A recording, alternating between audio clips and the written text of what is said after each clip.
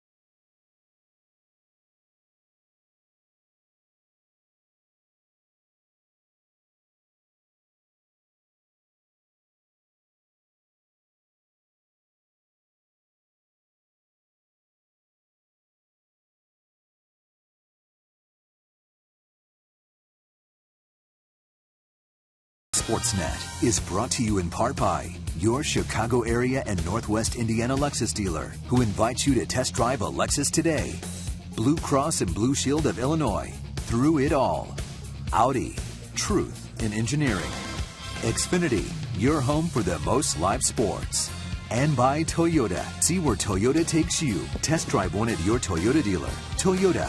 Let's go places. Welcome back to Globe Life Park in Arlington, Texas. It's once again a very warm but a beautiful night. Very few clouds in the sky. The wind is whipping in from right field. It swirls around and goes right back out to right, and that's the home run haven here in Texas.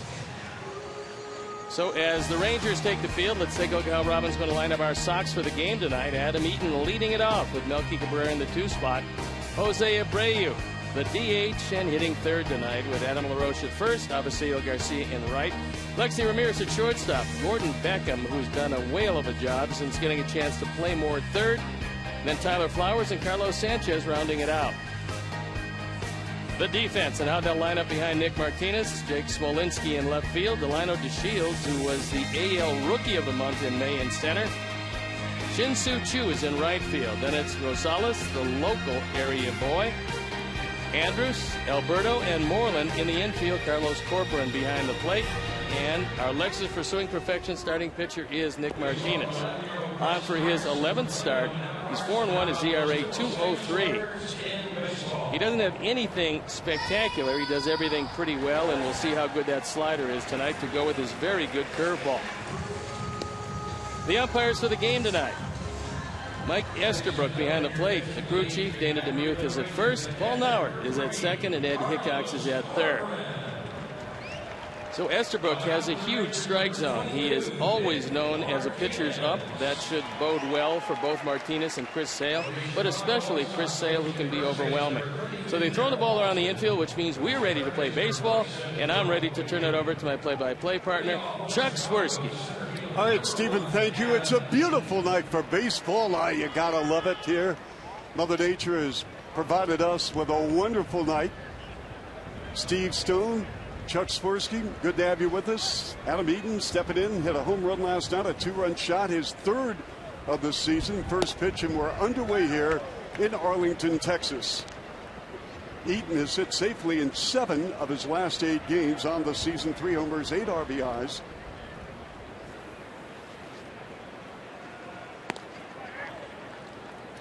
White Sox still trying to generate some offense. Last night, a tough night at the office. All the way around for the White Sox, losing 15-2 as they surrendered 19 hits to the Texas Bats. And Martinez looking in at Mike Esterbrook. He's going to give you a couple of inches outside and maybe an inch or so inside. Apparently he's not going to give Martinez a high strike.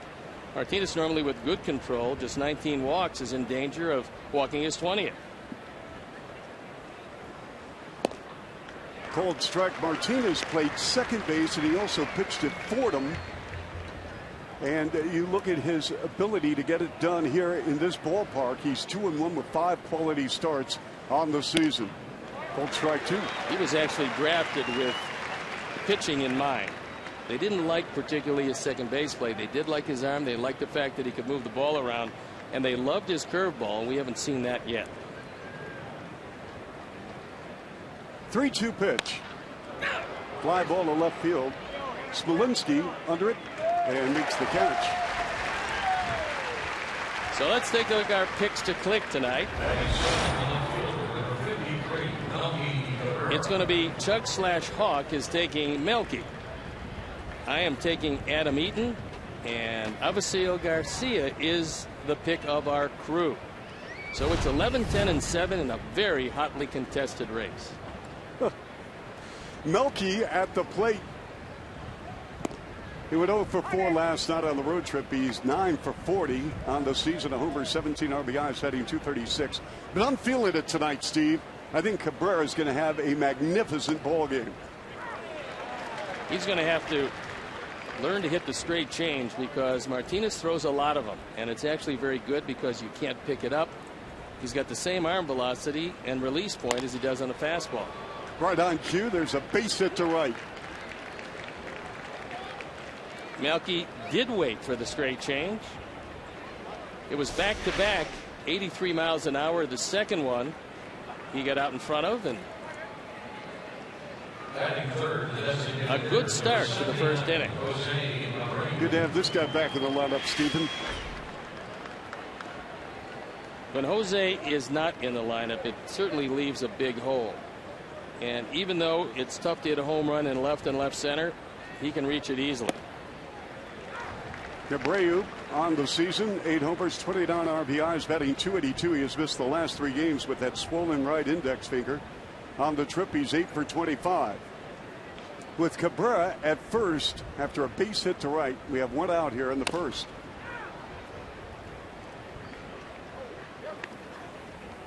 White Sox start the ball game trailing Minnesota by 6.5 in the American League Central. They lost, Minnesota did, the first of 2 against the Red Sox. Rodriguez, the young phenom pitcher for Boston, took care of business at the expense of Minnesota.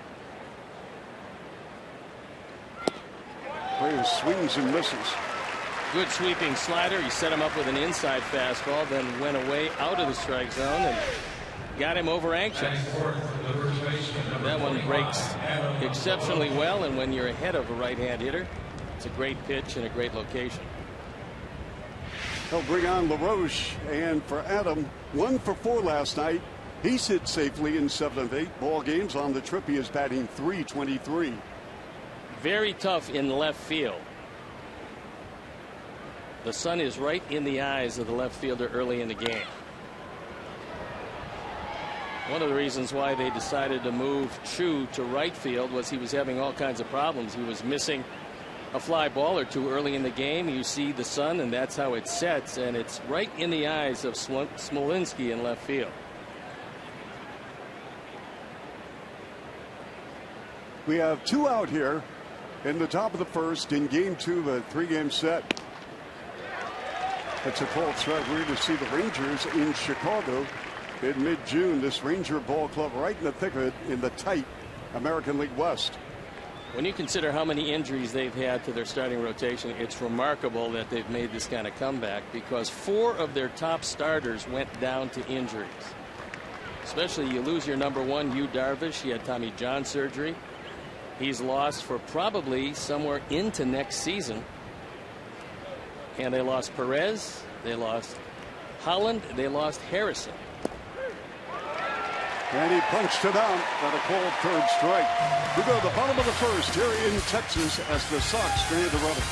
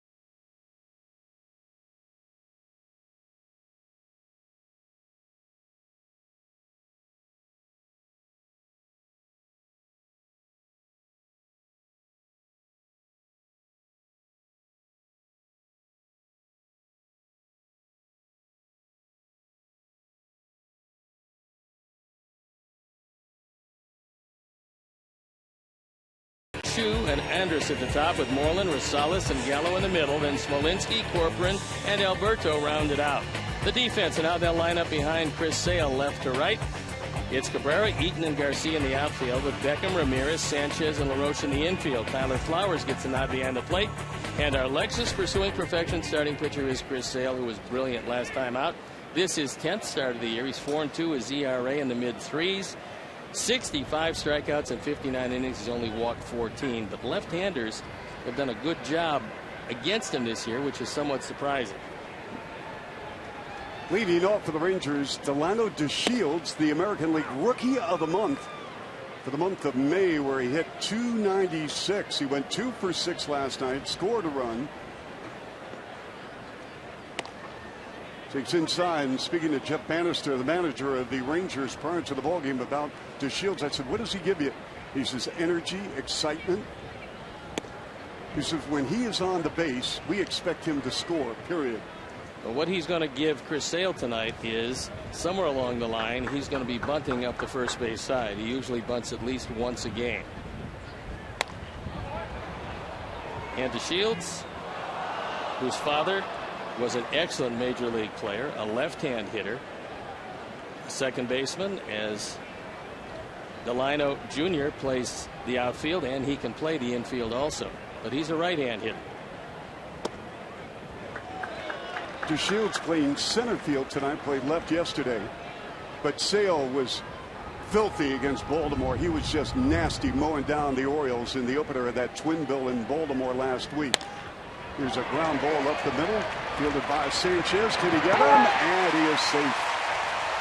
DeShields with enormous speed, great acceleration. He's 12 of 13 in the stolen base department. That goes to the base hit as he takes it right back up the middle. Chris Sale, who has backhanded some shots up the middle before, misses this one, and then no chance at all at first base. Good effort by Sanchez, but you got a burner going up the line, and now he's aboard. 12 of 13 in the stolen base department for Delano DeShields. So Chu went 3 for 5 last night, banged out number 8 on the season, and a couple of RBIs, batting .246 on the year.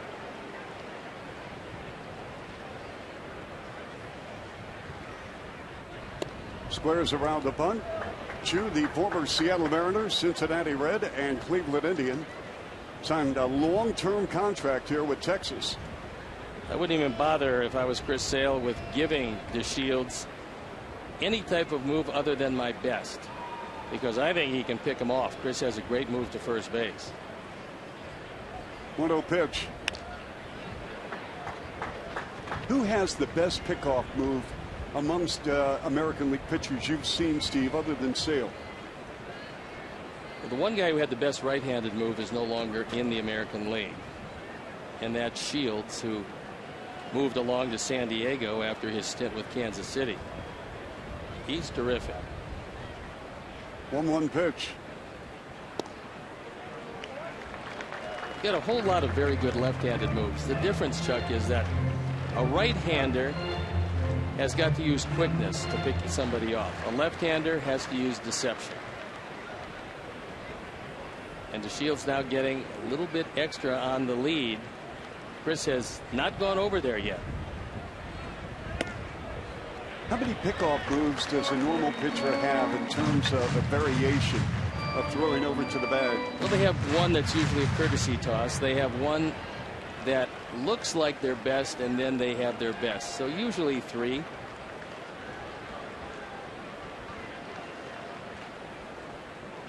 Three-one pitch to Chu. Now here's a good time to use your best pickoff move, because you're thinking, if you're Chris Sale, you got a great base stealer at first base. It's 3-2, and he just might want to get a better jump at first. He takes off, and we have runners now at first and second after Sale walks Chu. Shields was going, and Chris didn't throw to first at all in that entire at bat, and maybe the distraction of DeShields at first led to the walk of Chu. Now you got a terrific bunter in Elvis Andrus. He's had 4 sacrifices this year. He can bunt for a hit, which he does occasionally, but he also can lay down a sacrifice. And if you are bunting, you want to make sure that Gordon Beckham fields it. Andrus had a monster game last night. 3 runs scored, went 2 for 3, tripled, had an RBI, walked twice on the season, 2 homers, 19 RBIs, batting .241. So the first two batters have reached here in the bottom of the first for Texas. To Shields now at second and Chu at first for Andrus.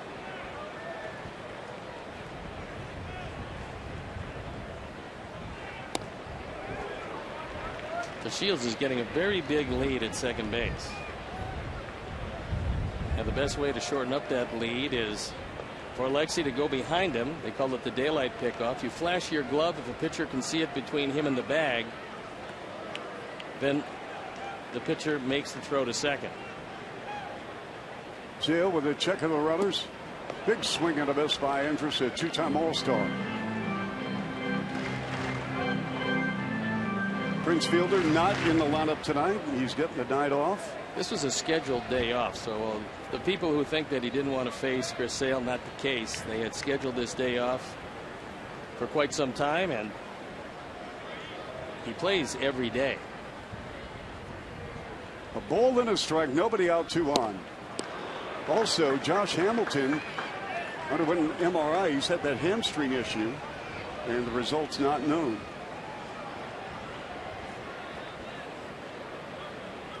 Good night last night for Elvis.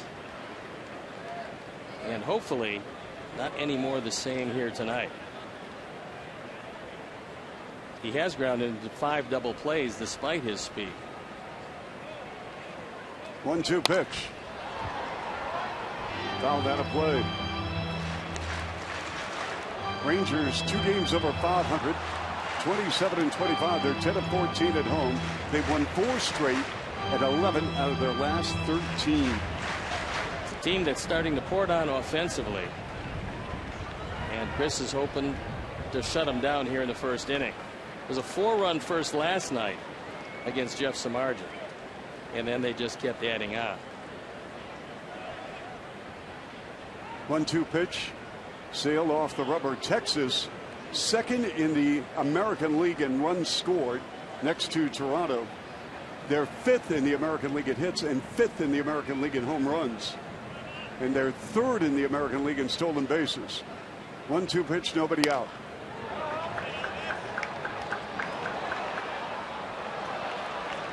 This has already been a somewhat successful inning in that Chris is going to make pitch number 18 and hasn't had an out yet. As you look at Prince Fielder coming back after neck surgery, played only 42 games last year, lost for the entire season. Came back, they fused a couple of small bones in his neck. He still has all the flexibility he needs, and he's hit everything in sight. Big time. Leading the American League in batting at .355. Fielder is in his 2nd season with Texas. We're going to see the man he was traded for, Ian Kinsler, on Friday in Chicago. He is really scuffling with the Tigers. And a little work at first base as they're working on the glove of Adam LaRoche. Time now for our Lowe's Never Stop Improving stat. And it's the offense of the Rangers since May 21st. They're hitting close to 300. On base percentage of .351, which is terrific as a team. Slugging percentage just under .500. So things going pretty well. This isn't a team that's going to dazzle you with their starting pitching, but they do have the ability and have been clubbing the opposition. So the glove still giving Adam LaRoche some problems. Now he seems to have it corrected.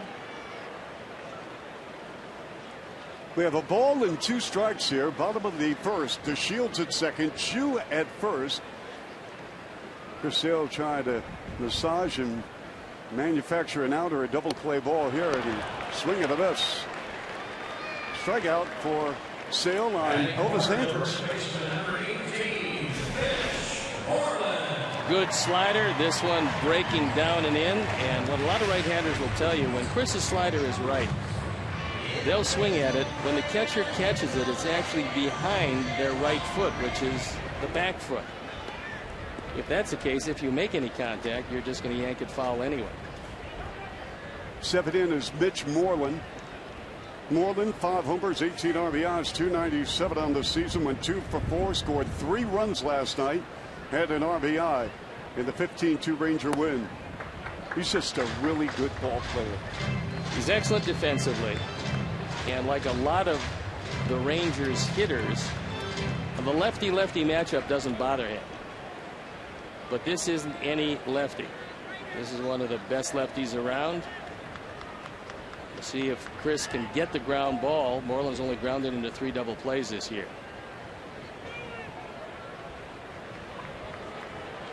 Chris always cognizant of what's going on with the shields on the base paths.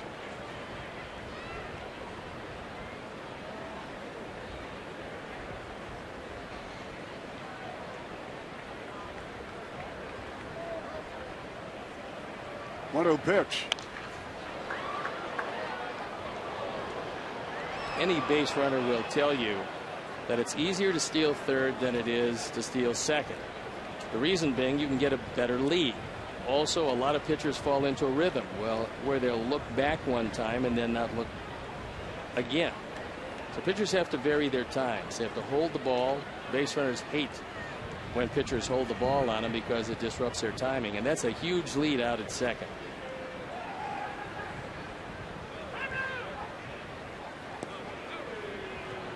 Looked like Chris didn't want to make that throw because Ramirez got there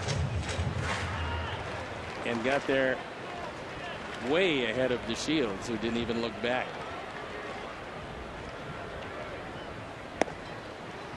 Cold strike. 1-2.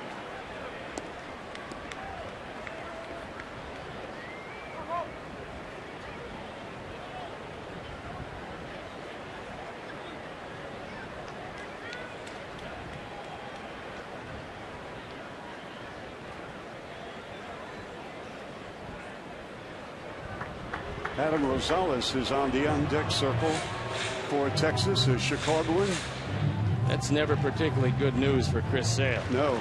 Adam doesn't have a whole lot of guys in his book, but Chris Sale is one of those guys. He's 6 for 11 against Chris. Was there one guy in particular, Steve, that wore you out, on the other hand, where someone just could not touch you? Well, the not touch me, no, not too many of those. A lot of guys wore me out. Mostly it was left-handed contact hitters who gave me problems. But I had a lot of left-handers that I had trouble with. 1-2 pitch, 1 out. There's a ground ball. Alexei steps on the bag and he slings it over to first, and that is a double play. The White Sox get out of it. So we go to the top of the second in a moment here in Texas. Scoreless.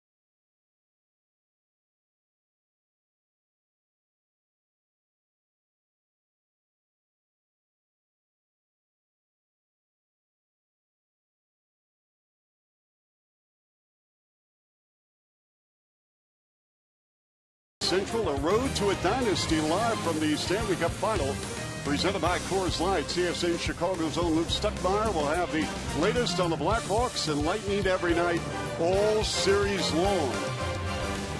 And here in Arlington, Texas, we go to the top of the second. Always a pleasure. Chuck Swirsky, my main man, Steve Stone. And we've got Garcia now stepping to the plate for the White Sox. Chris Sale got out of a jam in the bottom of the first. Great job of pitching, because anytime you have runners at first and second, nobody out, and the harder the order due up, you get out with no runs, you're getting it done. And that hit him.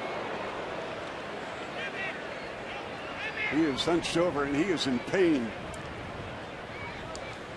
That one got him pretty squarely.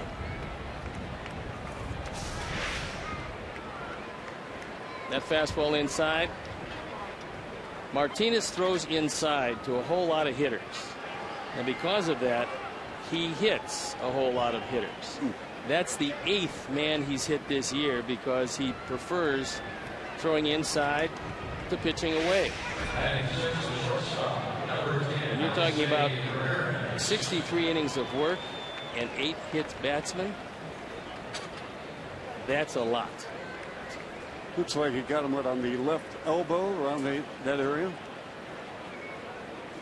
It shook him up for a bit, but apparently he's okay. Sure did. So Alexei now stepping in. He is 4 for 34 on the road trip that started in Toronto just over a week ago. Martinez has thrown 9 ground ball double plays, and for a guy without a sinker, and Martinez doesn't have one of those, he does have a good two-seam fastball that runs into the right-handers. Seems to get a lot of ground balls with runners on base.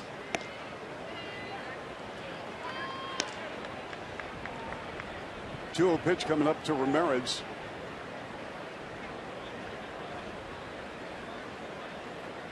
Love to see Alexei, along with other Sox hitters, getting a nice little groove here in the month of June. This is in the hole for a base hit, and the runners now advance first and second for the White Sox.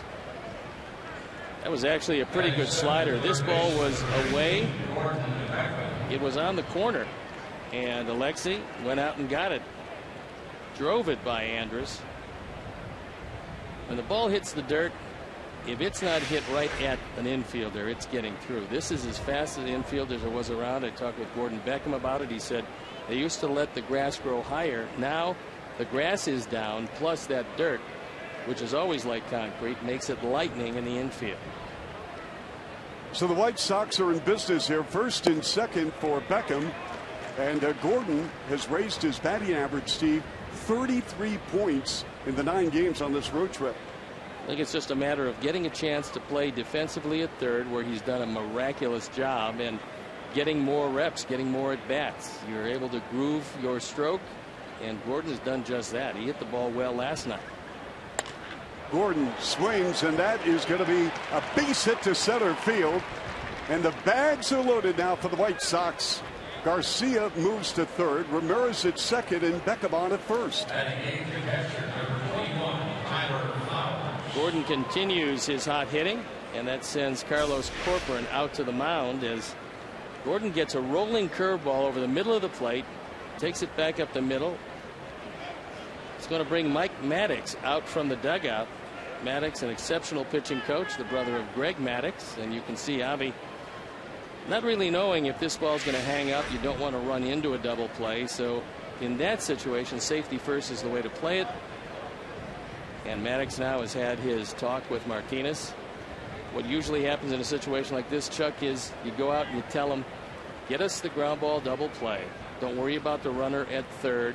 If he scores, well, it's not a big deal. We've got plenty of offense, but concentrate on getting this hitter and every successive hitter out.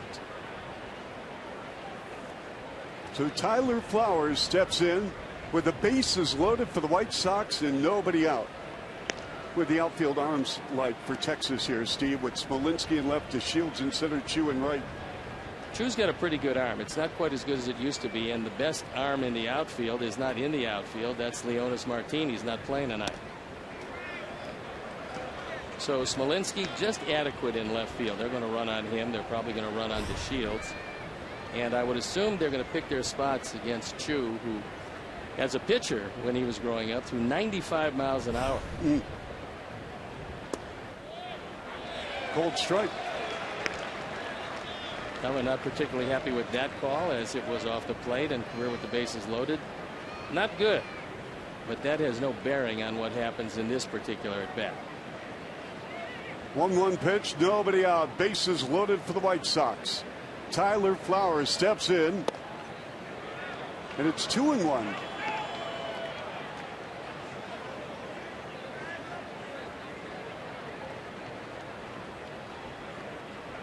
Carlos Sanchez in the on-deck circle, waiting for his opportunity. 2-2. That was a curveball, and it was a good one. A sweeping, breaking ball off the plate. Tyler, out on the front foot, could not check his swing.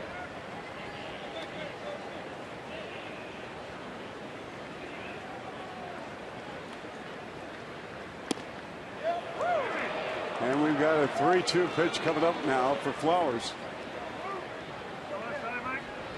Robin would dearly love his ball club to break on top. Normally, when they score first, things work out pretty well.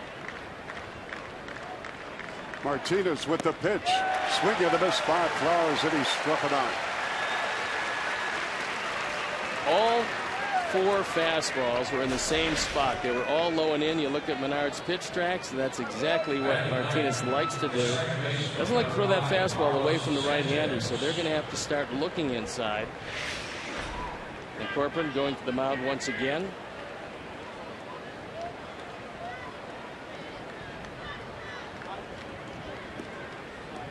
Sanchez went 0 for 3 last night. He's 5 for 26 on the road trip. On the season, no homers, 3 RBIs, batting .175. Bases remain loaded for the White Sox with 1 out.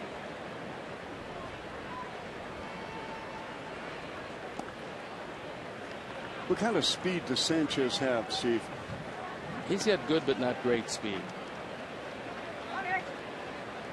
He's got terrific quickness at second base, which helps him. He's got tremendous range to his right.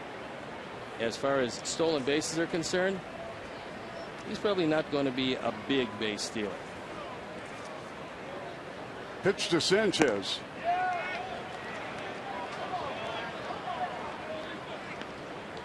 We got a 2-0 count. I think you've seen early in this game that Mike Esterbrook is not going to call the high strike, because there's been a couple that were even better than borderline, and Martinez has not gotten the benefit of the call. Swing at a miss by Sanchez. So as a pitcher and also as a hitter, Steve, when do you sense about the strike zone for an umpire? You really should know it coming in. In fact, I know that the Texas Rangers, for one, have computer graphs and charts on the location of all of the calls of every umpire, and they show it to the hitters every day. 3-1. So knowing that, and this is an organization under John Daniels that has embraced the sabermetric aspect of baseball, the hitters know pretty much going in what's going to be a strike and what's not going to be. 3-1 count, 1 out, bases loaded for the White Sox. Here in the top of the second, Martinez deals, swung on, there's a little looper, and it is a base hit. 2 runs are in, and Sanchez comes in and through with a 2-run single. Carlos got a high fastball, looking fastball all the way, 3-1, and drove it into left center field. You see the location, it's up and out over the plate. He drives in runs number 4 and 5. The Sox have the lead, and on this road trip they've had the lead 5 times previous. They've won 4 of them, so this bodes well against Nick Martinez, and the hit batsman and the base hit have come home to score. So Garcia and Ramirez hit the plate. You got Sanchez at first, Beckham at second, and the pitch. Adam Eaton gets past the catcher, Corcoran, and the runners advance. The way I see it, it's going to be a pass ball, but we'll have to wait and see what the official score says. Official score is Steve Weller. We're taking a look at it. This is a slow breaking ball. That's got to be a pass ball. And it is indeed ruled a pass ball. So Adam Eaton, who flied out to left in the first inning. White Sox have scored 2. They have 4 hits already on the night. Martinez really labored on the mound for the Texas Rangers. Here's the 1-0 pitch.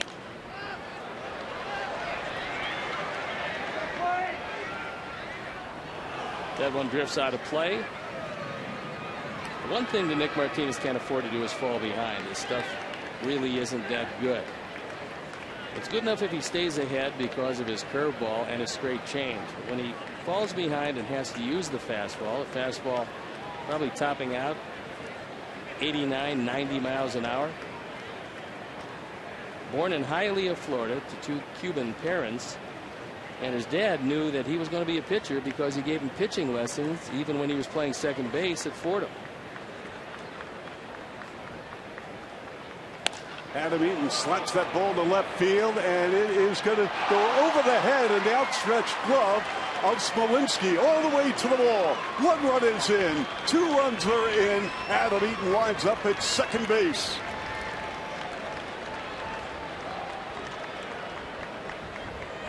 RBIs number 9 and 10 for Adam, and it could very well be that sun going down in left field took some of the sight lines away for Smolinski. This ball is hit awfully hard. It's going to be a run anyway. It turns into 2. He overran the ball. I have to believe he didn't see it, because otherwise it's really tough to overrun a line drive. The White Sox with a 4-0 second inning lead here in Texas. Adam Eaton on at second now, facing at the plate Melky Cabrera against Martinez.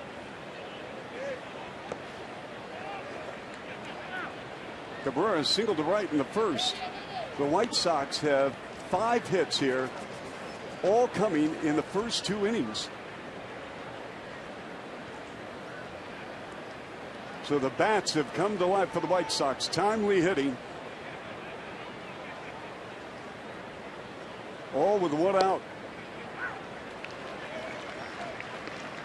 Going into the ball game tonight, Nick Martinez had a streak of 16 straight starts, giving up 3 earned runs or fewer.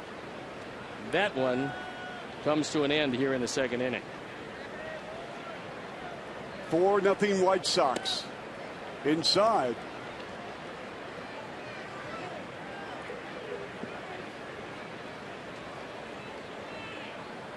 This is going to be the 40th pitch already for Nick Martinez.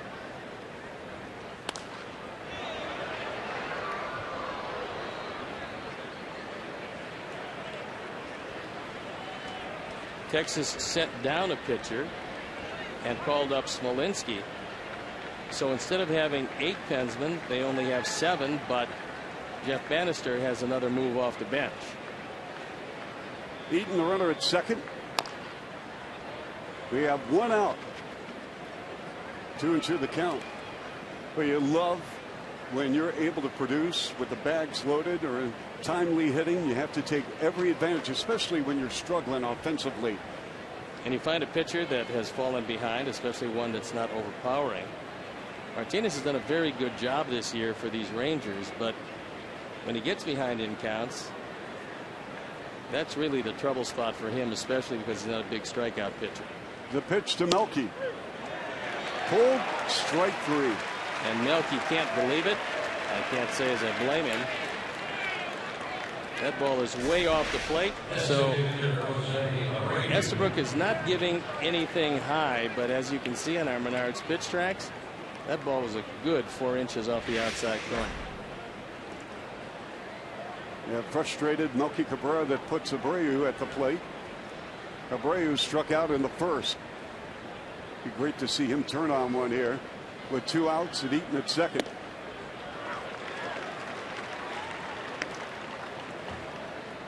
Jose homered during this road swing in Baltimore. Hit a 3-run homer. We have 2 outs here, top of the second. 4-0 White Sox, all 4 coming here in the frame. They're giving Jose the entire right side to hit it through if he wants to go that way. And with runners in scoring position, a robust 351. He's fully capable, and realizing that Martinez got him out away when he struck him out in the first inning, he's probably looking out there.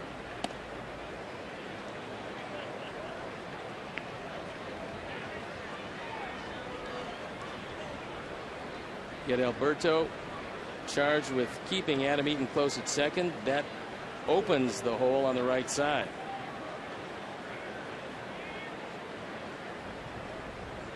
One pitch. Swung on. Deep fly ball. Center field. That ball is out of here. A 2-run shot for Jose Abreu. We talked about Jose looking away, and that ball was low and away on the outside corner at the knees. And welcome back to the lineup, Jose. His 9th home run. He's now driven in 31. And that was a bomb to straightaway center field. Our forward home run replay. Look at the location. It's low and away. It's very close to the same pitch he struck him out on the first time up. But Jose is too good a hitter to go back to the well again. And he takes this one way out of the ballpark in straightaway center. And the White Sox have jumped on the Rangers here, leading 6-0, scoring 6 here in the second inning of play.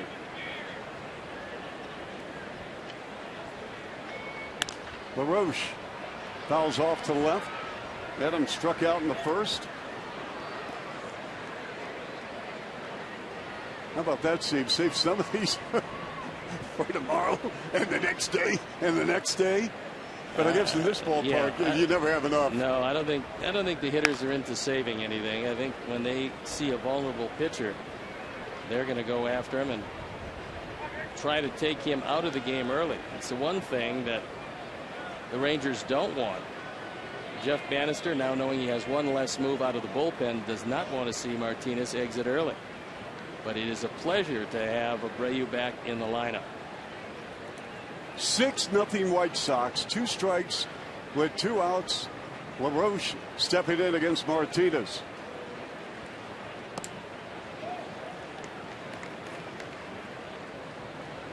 That pitch count going way up, Mr. Stone. This is going to be number 50.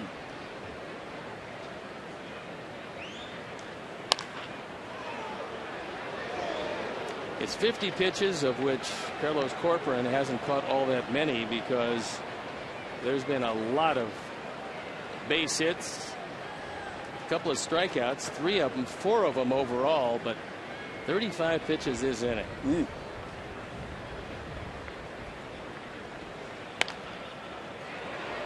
And that's a foul ball down the line.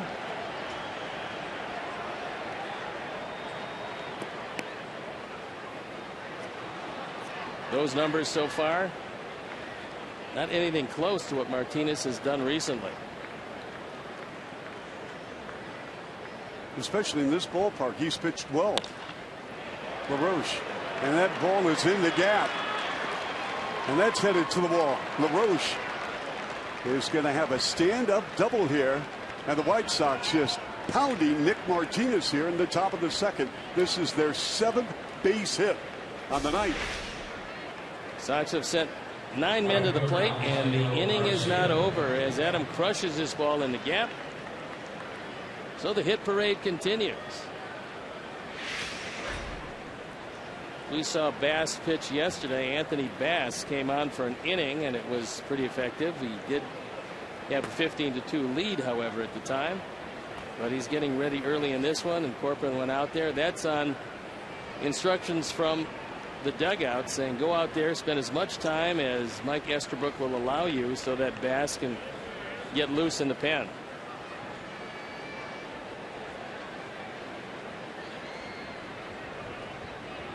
Garcia was hit by a pitch. With LaRoche at second, it's a cold strike. 6 runs, 7 hits for the White Sox here, and we're only in the top of the second in Arlington in Game 2. We'll be on the air tomorrow night, same time, first pitch at 7 o'clock. Right here on Comcast Sportsnet. Martinez on the mound, inside, 1-1. And many pitches ago, it was a fastball inside that hit Garcia that led everything off this inning.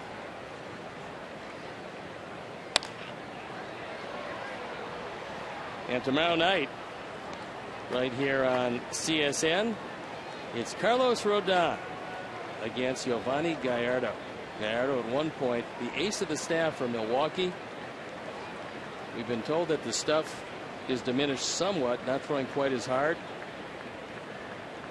but he's still a mainstay in their rotation. 1-2 pitch, and Garcia swings and misses. He struck him out, but Jose Abreu going yard, and the White Sox with 6 runs here in the top of the second. Joey Gallo coming up for the Rangers in the bottom of the frame, but great news for the White Sox and great news for that man back in the lineup after missing 3.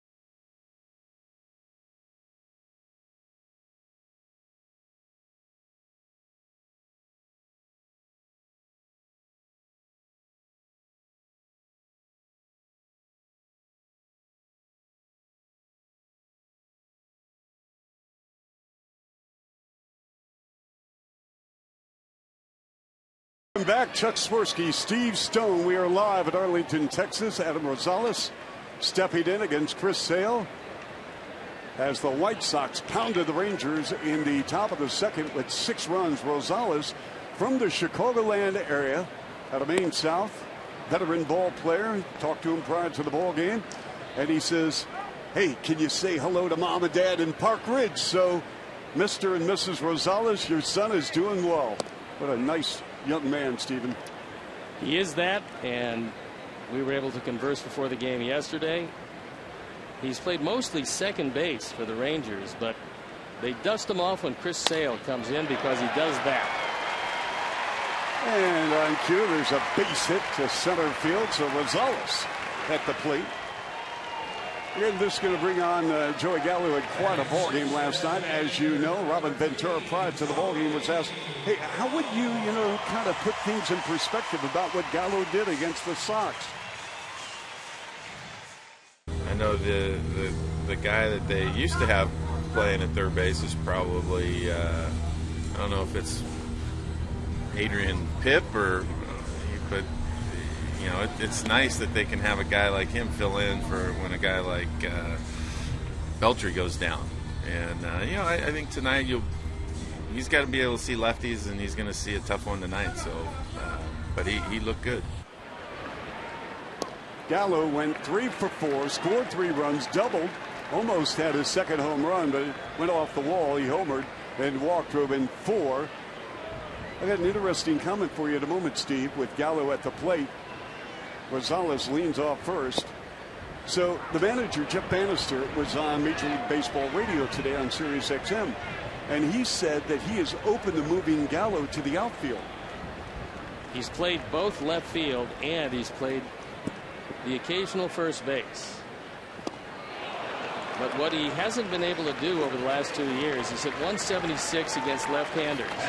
And this year he was hitting 143 against the lefties. And Chris Sale can make a lot of good left-hand hitters look bad. And this is the reason why. A snapping slider. After taking a couple to see how they moved, he swung at the last one, and not much of a chance. This is a tough battle for the young man tonight. Welcome to the big leagues when you got Chris Sale on the mound for the White Sox. Jake Smolinski, the left fielder tonight. He is from Rockford. Jeff Bannister told me prior to the ball game he loves Smolinski, said he is a blue-collar type of ball player. Smolinski attended Boylan Catholic High School, was a second-round selection by Washington in 2007, traded to the Marlins in 2009. Now he's been up and down here in the Rangers system. He's trying to set the record in a given year for going up and down. This is the third time he's been called up, only to be sent down again. He doesn't do anything that jumps out at you. What they like about him is the fact that he's a very steady player. Doesn't have a great arm, it's okay. Doesn't have great speed, it's decent. Doesn't have big power, but can hit the ball out of the park. So here he is in the big leagues, and he's doing something right. Had a brief conversation with Jake prior to the ball game before he went on the field, and he said, please send my best wishes to everyone in the Rockford area. A lot of friends and family obviously watching our telecast tonight right here on Comcast Sportsnet. It's a big thrill when a Chicago kid plays against a Chicago team. People are able to tune in. Kept alive there. Now when you pitched, it was what, black and white TV, and you were able to It was before television. Before television, yeah. I beg your pardon, with the old transistor. Actually, it was a reconstruction. You might remember the ticker tape, and the broadcasters reconstructed the game. That's right, recreation of Yes. the ball game with the old ruler. Swing and a miss by Smolinski, the old ruler. And so like you'd pitch, and you'd have a no-hitter all the time, and then all of a sudden the team would score like 10 runs in the fourth. Well, occasionally if it broke down, yes. That was a good straight change to Smolinski, and he was way out ahead of it. And how about the ball game Corcoran had last night, Steve? Career high 5 RBIs. He homered. He's a switch hitter who's much better from the right side. And although Robinson Chirinos can probably play because they haven't disabled him, he took a fastball off his throwing hand, and then he took a foul ball off his throwing hand. That's when Corcoran came in the ball game, and he looked pretty good, hitting .333 right-handed. White Sox with 6 runs in the top of the second. They have already collected 7 hits in the ball game. We have 2 outs here in the bottom of the second. Rosales on at first. Corcoran at the plate against Chris Sale. Ground ball to third. The flip over to first, and the inning is retired. Chris Sale and the White Sox with a healthy 6-0 lead. Top of the third. Here we come in a moment from Texas.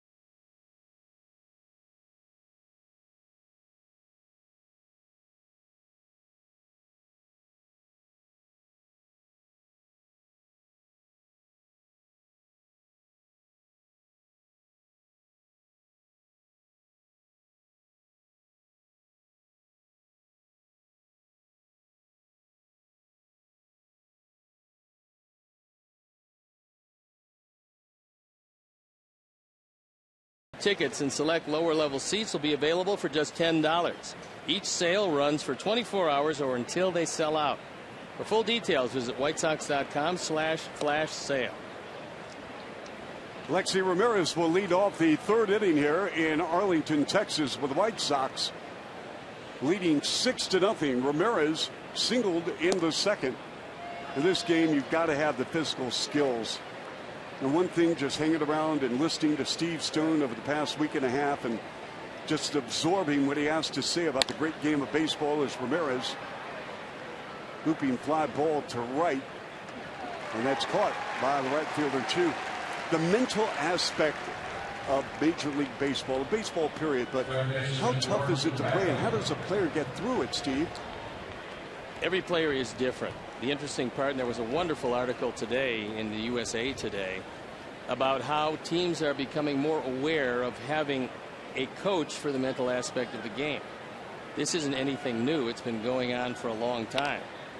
And I do remember 1977 talking with Roland Heeman. So we're talking about 38 years ago, talking with Roland Heeman about the fact that every team I'd ever been on had at least 3 or 4 physical trainers. Beckham with an infield pop-up. Go ahead. There are 3 or 4 physical trainers, and everybody felt that the game was 25% physical and 75% mental.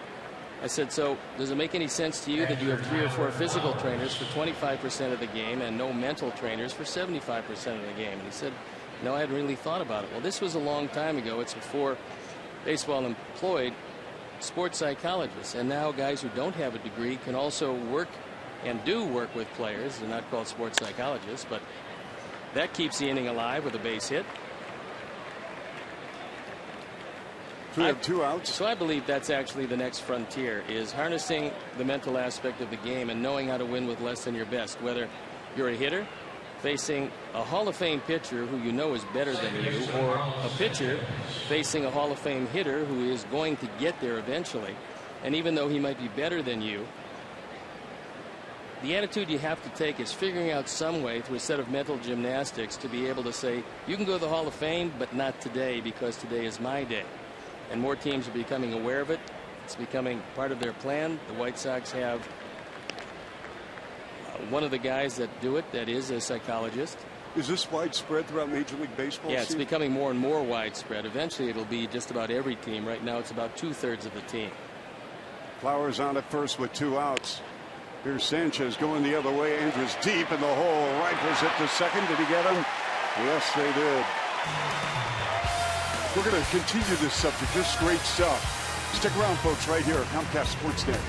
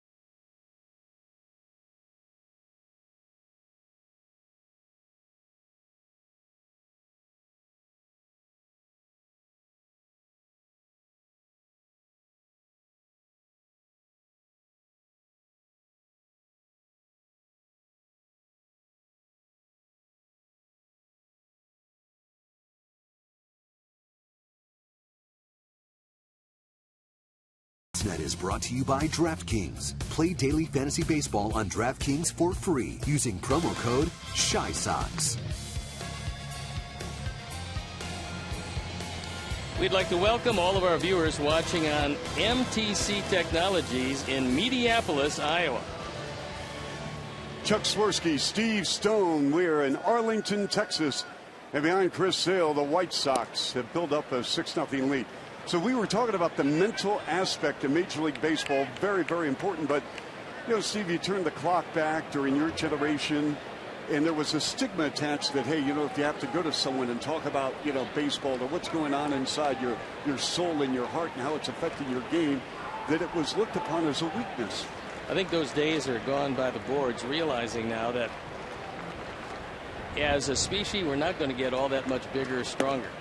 We're going to get a little quicker, but incrementally quicker. Not all that much stronger, but incrementally stronger. And the next way to get better is to use the mind.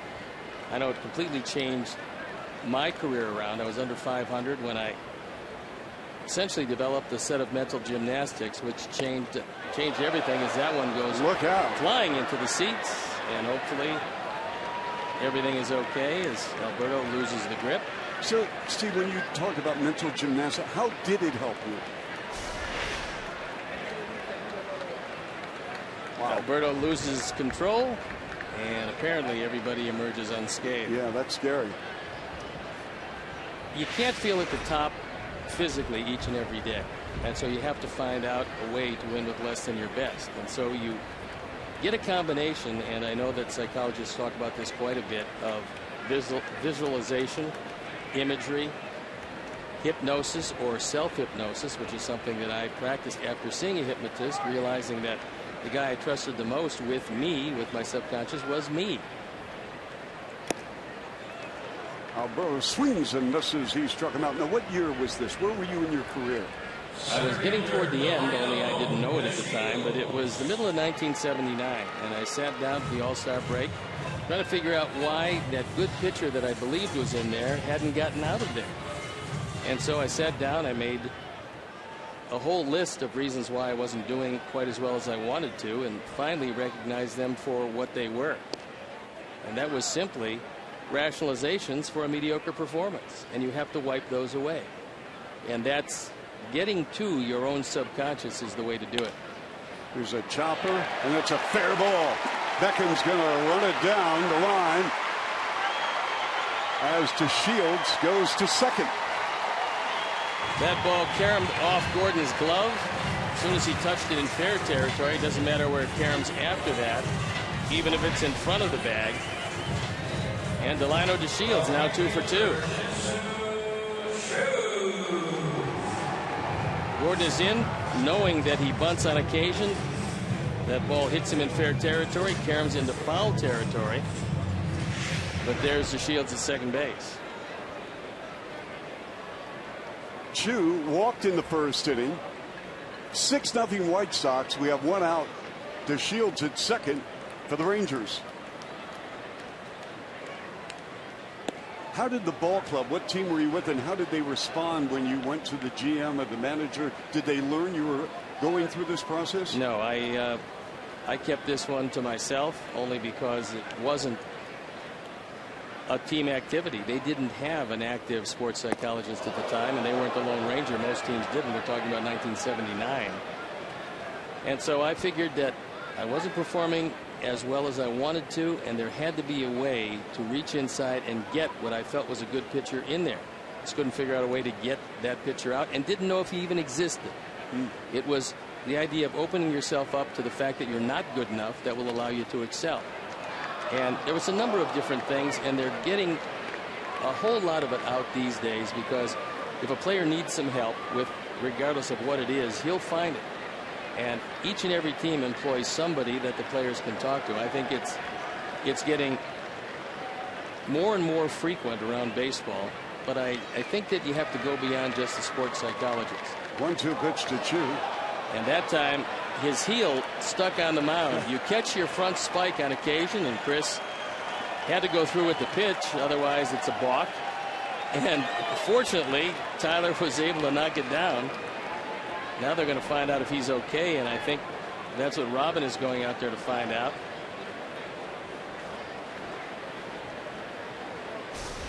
We'll have to hope that he is. You see the heel catch right there. That's normally what happens when you don't lift that front leg high enough. You'll catch the spikes on the mound right there, and he almost fell off, catching himself before he hit the dirt, and apparently he's okay, just perhaps a little embarrassed over that particular occurrence. And everybody seems to be laughing a bit. So, as they say, no harm, no foul in the game that you're familiar with. Yes. Sounds like a little basketball term there. 2 balls, 2 strikes, 1 out.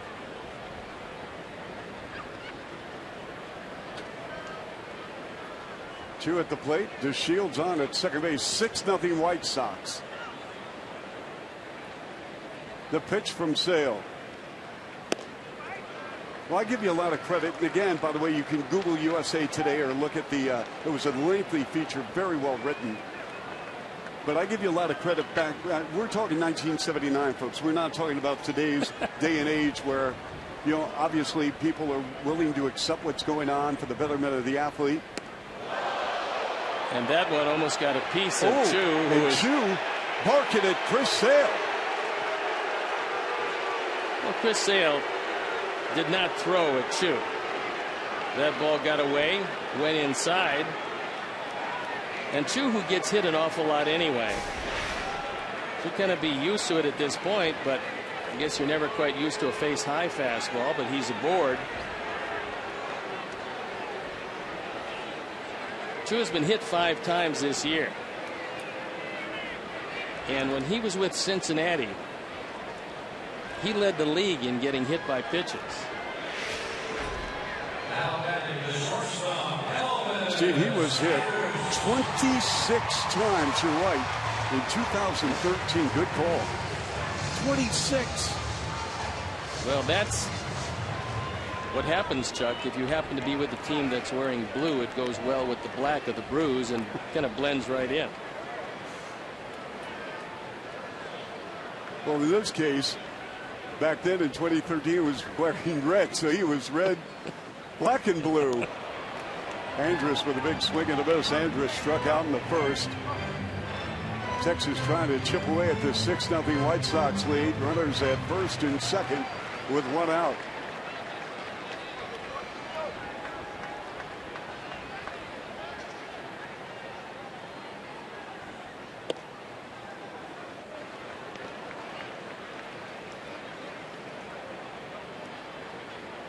That one missed up and in, and so the last thing that Chris wants to do in this situation is start to fall behind.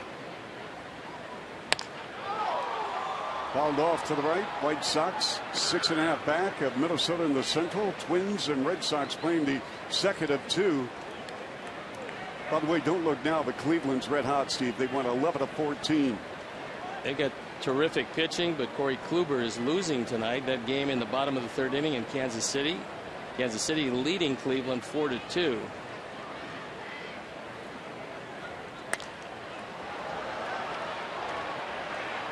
Off to the right, out of play. That Kansas City team, their starters, Steve, have pitched the fewest amount of innings in the American League.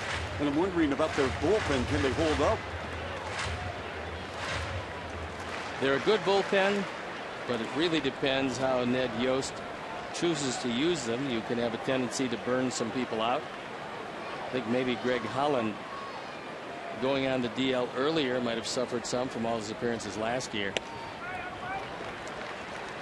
2-2 with an out with 2 on for the Rangers. Does Kansas City have the resources in their farm system, Steve? If they have to go out and get a starter, for example, do they have a bevy of young talent that they can make, perhaps even overpay to do that? Let's pick up the pitch, and then I'll let you comment on that. 2-2 count with 1 out, 2 on for the Rangers. 6-0 Sox.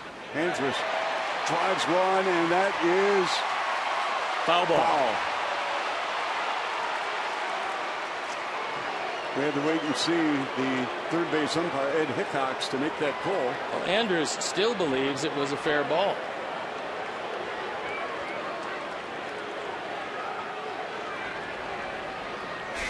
We're going to get a challenge on this? Well, it was obscured from our view as it went down the line, but from that angle, you can see that ball hitting on the left side of the line, which is the foul side of the line. So we'll have to see exactly what Jeff Bannister wants.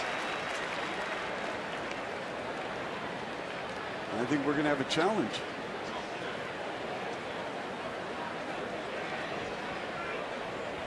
Well, they're going to have a look at it, and you're talking about the minor league system of Kansas City. Their number one prospect, the guy that's in the big leagues, is Brandon Finnegan. You might remember him because he came up last year and threw the ball so very well out of the bullpen. And even though they anticipate that he's going to be a starter over the course of his career, he's a guy they're not going to get rid of. So you can forget about that. They've got a right-hand pitcher by the name of Kyle Zimmer. I'm not sure they want to get rid of him anytime soon.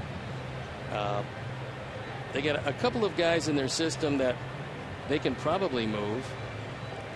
But I think the key for Kansas City is going to be getting those starters to go deeper in the ball game, because the bullpen is normally unhittable, although Wade Davis gave up his first run of the year and wound up losing the game in his last outing. As we're trying to determine about what happened here on the Andrus liner to left.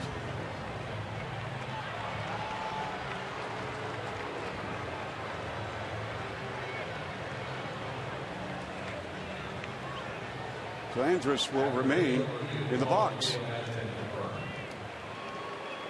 Looked to me like it was a foul ball, so the call that it was foul is confirmed. There was certainly no proof. It looked like it hit on the left side of the line, and that's exactly how they saw it in New York. We are in the bottom of the third inning here. 6-0 White Sox. 2-2 count to Andrus.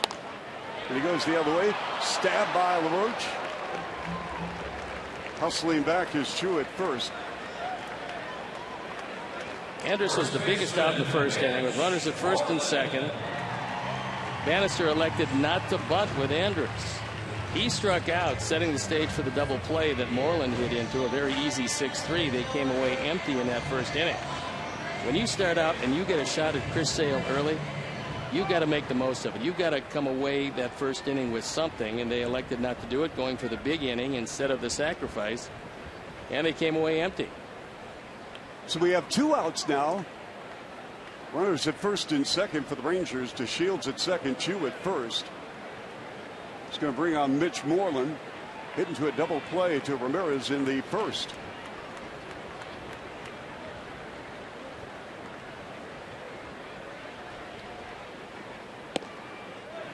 I understand you have to have the players, Steve, but when we start talking about starters, how long do you go? Do you judge a major league manager ultimately on how you handle a pitching staff? I was told by a couple of very good managers, I mean guys that now inhabit the Hall of Fame. Moreland lines out to Sanchez at second. And I'll get back to that yes, when we come because back. It's a great topic. All right, White Sox 6-0 here in Arlington.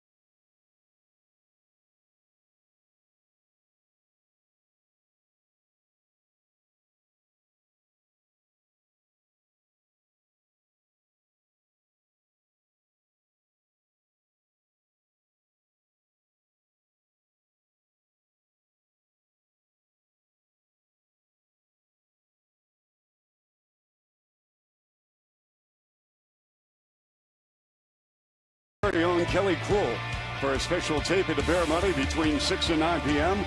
at Fire Bar and Grill in Crystal Lake. Test your sports trivia knowledge. Try to win big Bear Money presented by Coors Light. Chuck Swirsky, Steve Stone. We're going to take your Twitter questions. Swersk054, that's SWIRSK 054. But the last week and a half, it's become a very popular and engaging segment for Steve Stone. Adam Eaton at the plate. Again, our Twitter handle, Swersk, SWIRSK 054. A lot of White Sox fans have questions for Mr. Stone. Call Trike, and I've got one, Steve, if we can pick it up. So how do you judge a manager? I mean, are we talking about like with the pitching staff? Getting back to what some Hall of Fame managers once told me, they said that the best pitching staff doesn't necessarily win. It's the healthiest pitching staff as you come down from the middle of August to the end of September or early October. Those are the staffs that wound up winning. And so what separates the men from the boys as far as major league managers are concerned are their ability to keep a bullpen healthy, to make sure your starters are getting enough work, to make sure that your closer, who most likely will rust away before he's used away, he'll get an inning every now and then when he hasn't gotten into critical ball games to try to nail down saves. And that's an art. It is an art to manipulating a bullpen. Adam Eaton aboard with a walk here to lead off the fourth. Who is the best manager you ever played under? The best manager was easy. That was the Hall of Famer Earl Weaver. I've seen some just absolutely great managers. Tony La Russa comes to mind. Bobby Cox comes to mind. In this day and age, until he won the 3 World Series, nobody really had heard about Bruce Bochy. I think he's... You think he's headed to the Hall? I absolutely. I think he's one of the best managers and have thought that since his San Diego days. In fact, he was the best manager that nobody heard about when he was with the Padres. Then he got together in a wonderful tandem with Brian Sabean of San Francisco, and now they're really good together. And he's got San Francisco back in the race, although they got swept by Pittsburgh. What made Earl Weaver so good then? Other than the fact, I'll tell you something I miss about baseball, speaking of Weaver. You know, we had McClendon go bananas for the Mariners last night and threw a tirade, and I loved it because the challenges have taken some of the swag out of the managers that Weaver, Billy Martin, Lou Piniella. I kind of miss those days, Steve. Well, with the video replays these days, you don't find near as many battles between managers and umpires, but one of the things that made Earl great was the fact that he was supplied some outstanding pitching. The Orioles always had good and great pitchers. I mean, they had 4 20-game winners in 1971. We are not likely to see another staff with 4 starters winning at least 20 games. I got to put my thinking hat on here. Don't tell me. At a 1-2 count. Melky at the plate. 6-0 White Sox. Let's see. The 4 20-game winners. It was Cuellar. See, everybody misses him. No, actually everybody gets him, but there is one that people miss. Okay, Cuellar, yes. McNally, yes. Palmer, yes, Pat Dobson. And that's it. Those are the 4. And that was 71. That was the year the Orioles lost to the Pirates in the World Series with 4 20-game winners. Here's the runner, Eaton, diving in. And that ball's headed to center field, and Adam Eaton is rounding third, and he puts on the brakes. Nice hustle by Adam Eaton. Well, that's seldom used. That was a delayed steal. What happens is you don't go, and the catcher starts to relax. By the time you do go, he's got to hurry his throw, and in this case, Corcoran throws it into center field. So the delayed steal, Corcoran, who didn't think he was going, finally gets to the point where he knows he's going, and then he makes an error.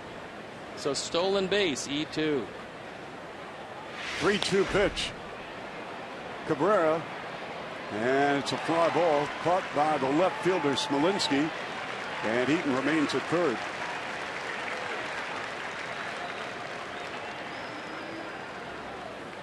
Adam got a very good running start, and that allowed him to steal the bag, and then he was able to pick up the baseball quickly and hustle into third base. That's going to bring on Jose Abreu, the designated hitter tonight, who had a 2-run blast, his 9th of the season in the second inning. We have one out here in the fourth. White Sox 6-8-0, and Texas no runs, 3 hits and an error. I'd like to see Jose have a multi-home run game. Right now he's thinking about driving in the run, and with the infield in, it's a bad situation to be in if you're an infielder and you have a guy with the power of Jose Abreu, because you've got a lightning fast infield, get a very fast runner at third base, and that's how the infielders judge how far they're going to come in, by the speed of the base runner at third. In the case of Adam Eaton, he's got big speed.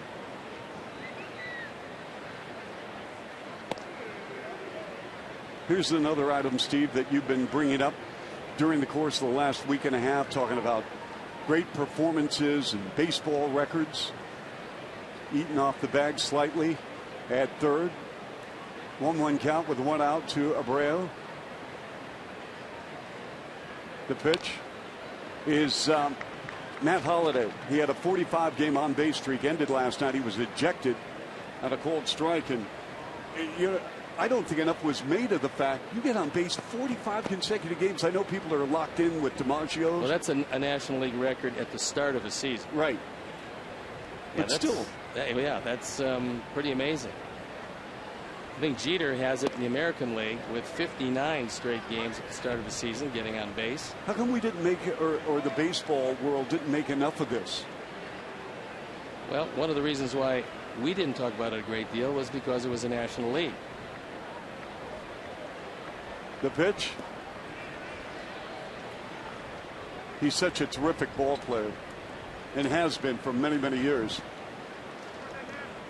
And that St. Louis organization has been very good for quite some time. They won again today, Steve, 7-4. They've gone to 35-18. John Lackey's having a great season.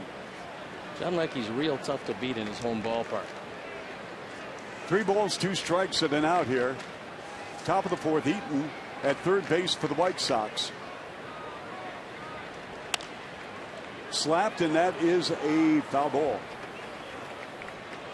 Martinez now with 81, count them, 82 pitches. The White Sox have dedicated Saturday, June 20th, as Father-Daughter Day. All fathers and their daughters are invited to enjoy a day at the ballpark. There'll also be a pregame parade. To purchase specially priced tickets, visit whitesox.com/dad.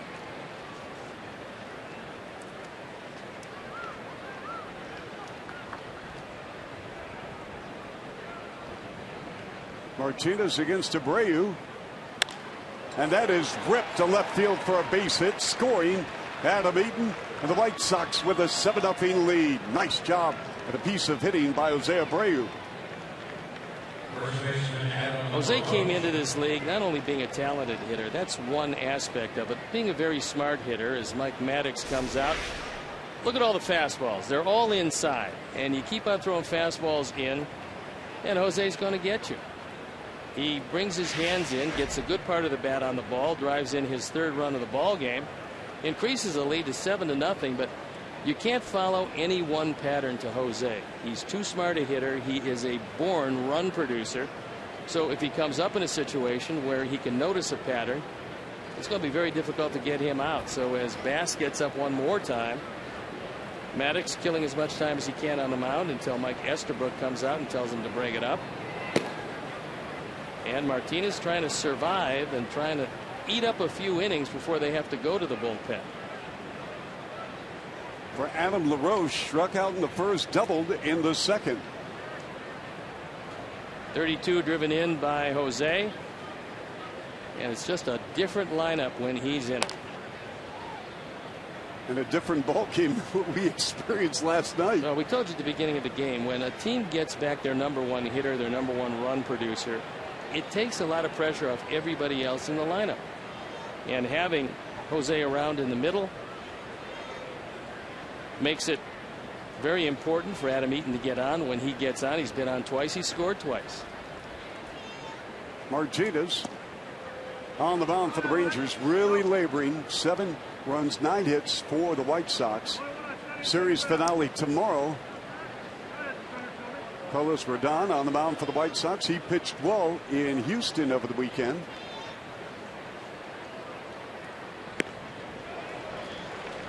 And the White Sox return home to get Detroit and Houston. Hope to see you at the ballpark. Make your plans.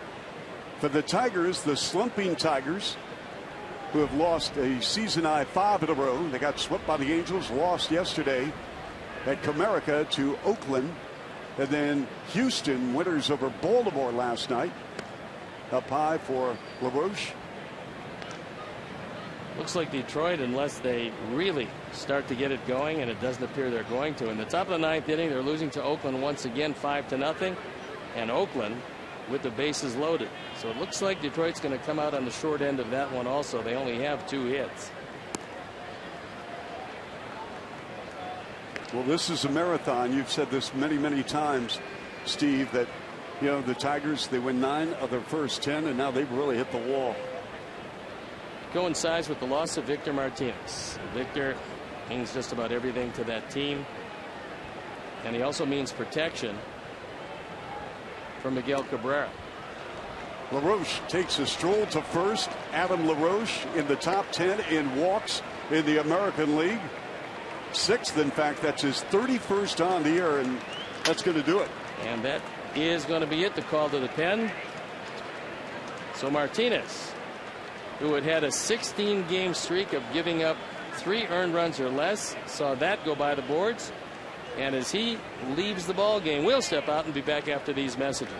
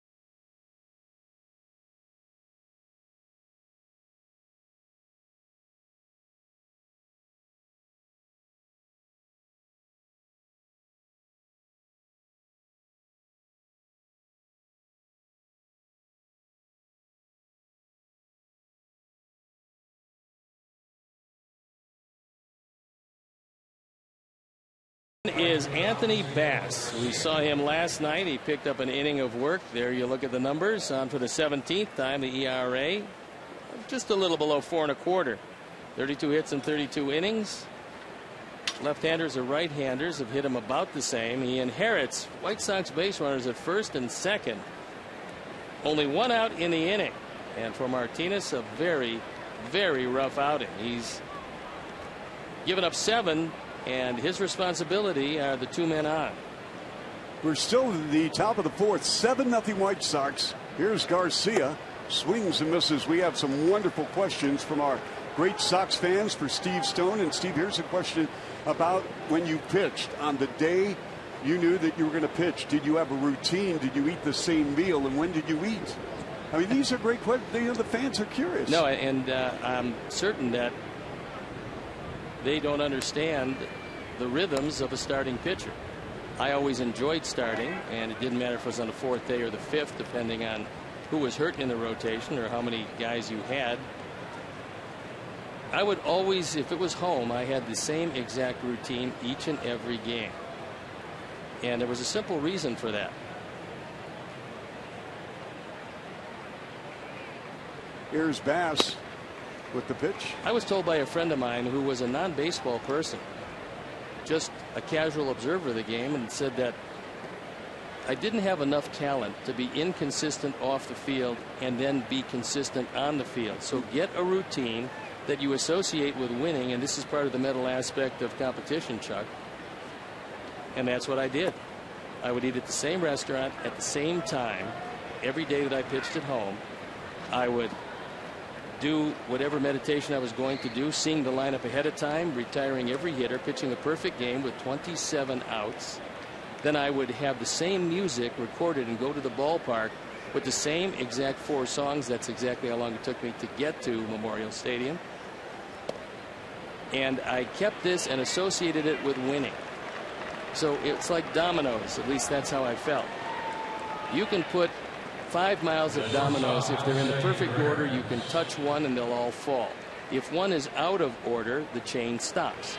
Same thing with this type of system and the consistency. I would associate if I did A, B, C, D, E, and F, G was winning. And in 2 years, when I came up with this system, I went 22-4 in home games in Baltimore at Memorial Stadium. Wow. Well, here's Ramirez now with the bags loaded for the White Sox after Garcia walked. 1 out. Pass to Ramirez. Here's a ground ball, could be 2. As the Rangers rack them up. More Twitter questions coming your way, but the Sox had a run, lead 7-0.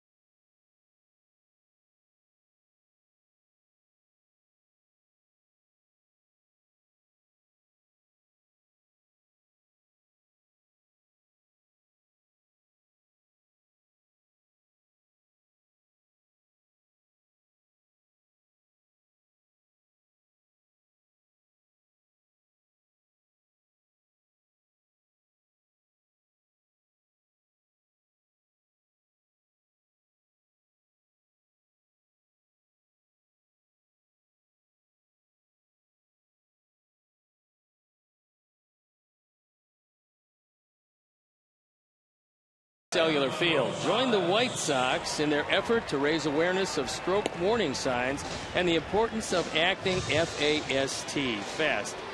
If you learn fast, you'll learn all the warning signs of a stroke. Purchase your tickets today by visiting whitesox.com/strikeoutstroke.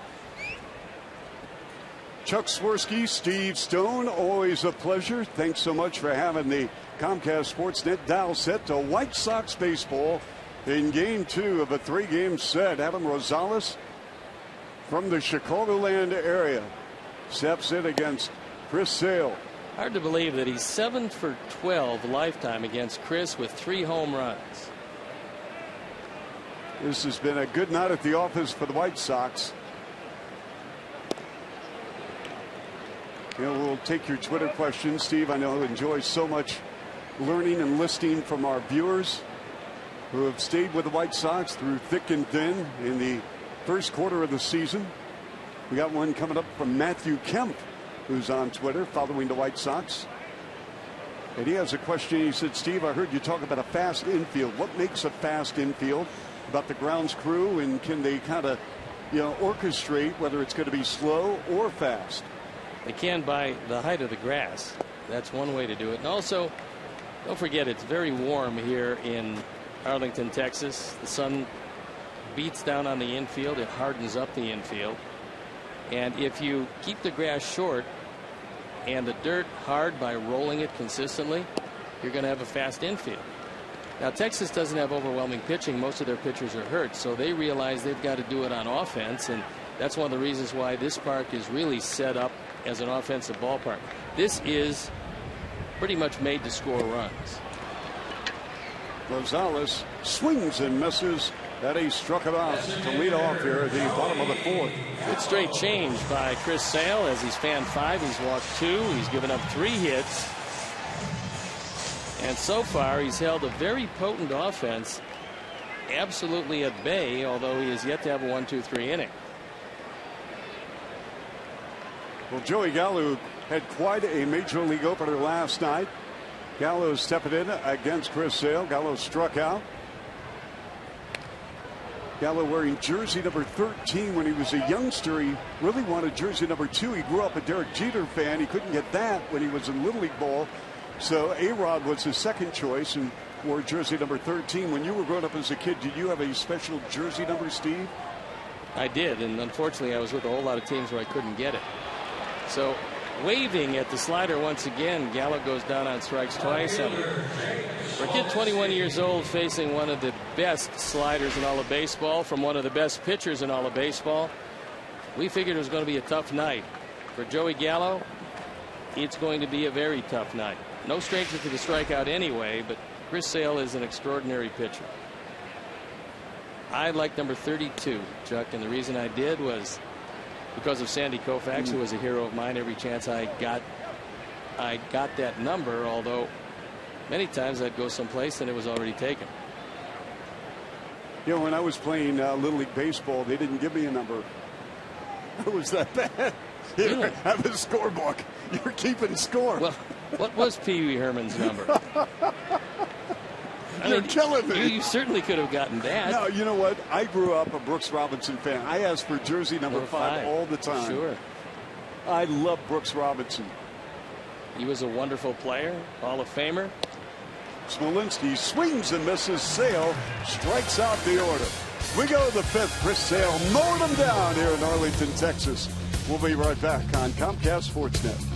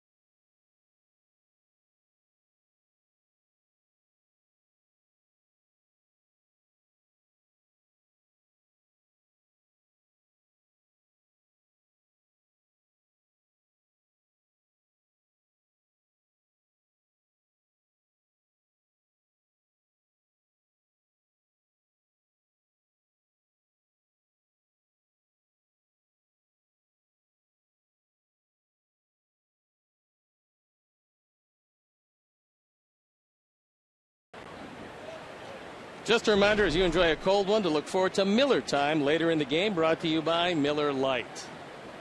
Gordon Beckham steps in against Bass. Slices one off to the right. Max Shapiro on Twitter says, Steve, how do you know when a pitcher's going to have a good game or a bad game, either in the pen warming up or even at the start of the game? What are some of the signs?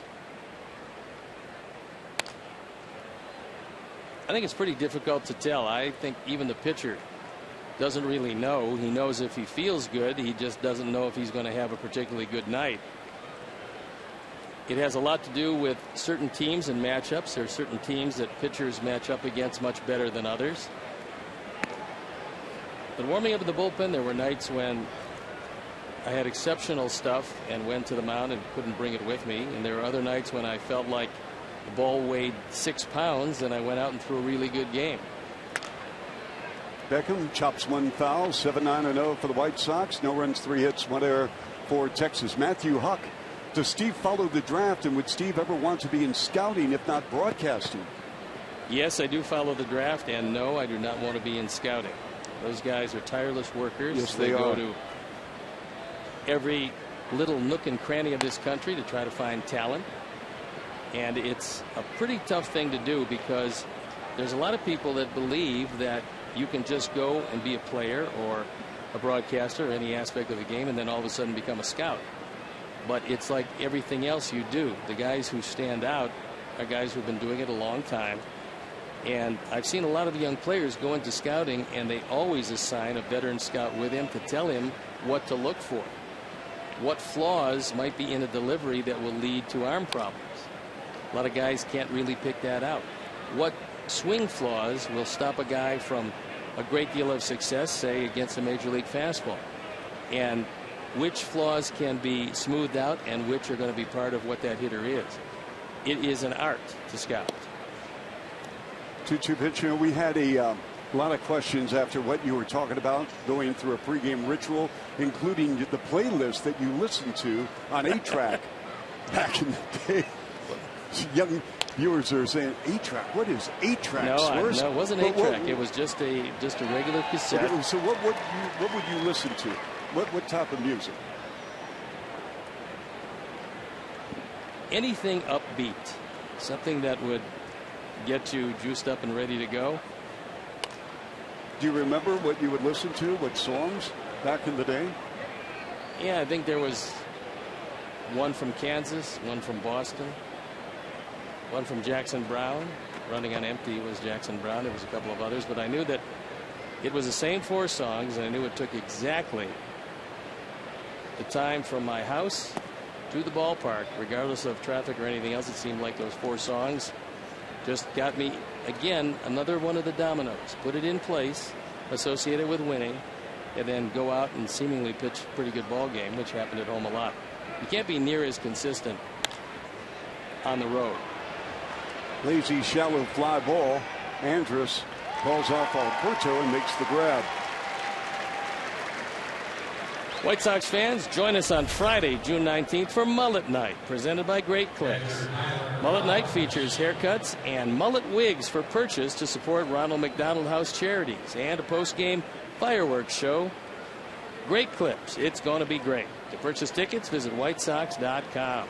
I can't wait for Mullet Night. I wish I had the ability to have a mullet. That's the best. But remember, Steve, bold is beautiful. Yes, you can absolutely purchase a mullet wig, and that would fit in just perfectly. Top of the 5th. Flowers rips one to left center field, and that's all the way to the wall. Flowers turns the corner at first with a stand-up double for Flowers, his 2nd hit of the ball game.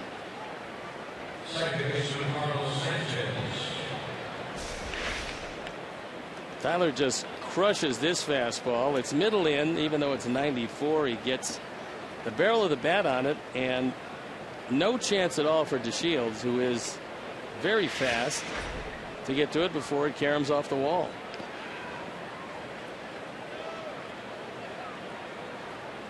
So Jackson Brown running on empty. Hopefully that was not the case when you took to the hill. Normally at home, no, it wasn't. Bass pitched with San Diego, and last year he was with Houston before finding his way here in the bullpen for the Rangers. Carlos Sanchez with a 2-run single in the 2nd, grounded out, and a force out in the 3rd. We're in the 5th, 7-0 White Sox. 10 hits now for the White Sox. Chris Sale on the mound, tossing a 3-hitter. Normally you give Chris 7 runs and you pretty much can take this to the bank. this is a little tougher ballpark than most, but Chris doesn't get a 7-run lead too often. Sale has struck out 7, walked 2, and again has allowed only 3 hits. 1 out, 2-0 count.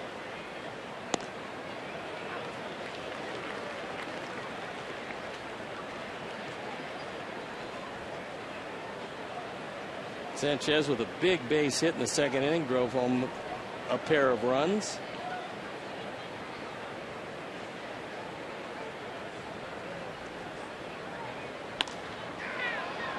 Slice foul. Give me an idea, Steve, in spring training, what you saw at a second base and how this has come together here in early June regarding who came up, who went down, and your thoughts on where we're at right now at second for the White Sox. Pretty much a competition this spring between Micah Johnson and Carlos Sanchez as to who would win the job, and it was pretty much an open competition with no preconceived notions as to who would do better. Hard ground ball to Alberto at second, and the flip to first, and that moves the runner Flowers to third. And out of spring training, they obviously liked the fact that Micah had great speed. They envisioned him in the 9 spot and then roll around to Eaton, and they thought about all the stolen bases that combination would produce. So Micah wins the job. Carlos goes down. Carlos has a great run at AAA, and Micah has some defensive problems here at a time when the team was having some defensive problems. And so what happens when a team doesn't get off to a great start, you have to be less patient with guys that are here, because you're not going to try to go out and develop at this level if you're in the race. Sox felt they were going to get in the race, so they made the change, and the defense of Sanchez has been wonderful. Routine ground ball for Alberto. And over the first, and the side is retired. For the White Sox with a healthy 7-0 lead, Chris Sale on the mound for the White Sox, and that's great news. We'll return in a moment right here on Comcast Sportsnet.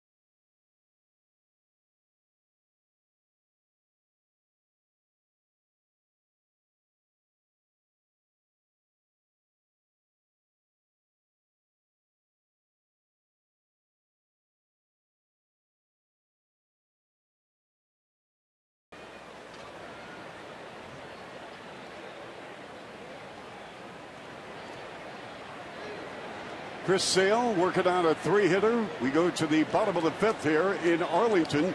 Chuck Swirsky along with Steve Stone. Here in the 5th, Corcoran, Alberto, and DeShields will face Chris Sale. Chris has walked a pair. He's fanned 7.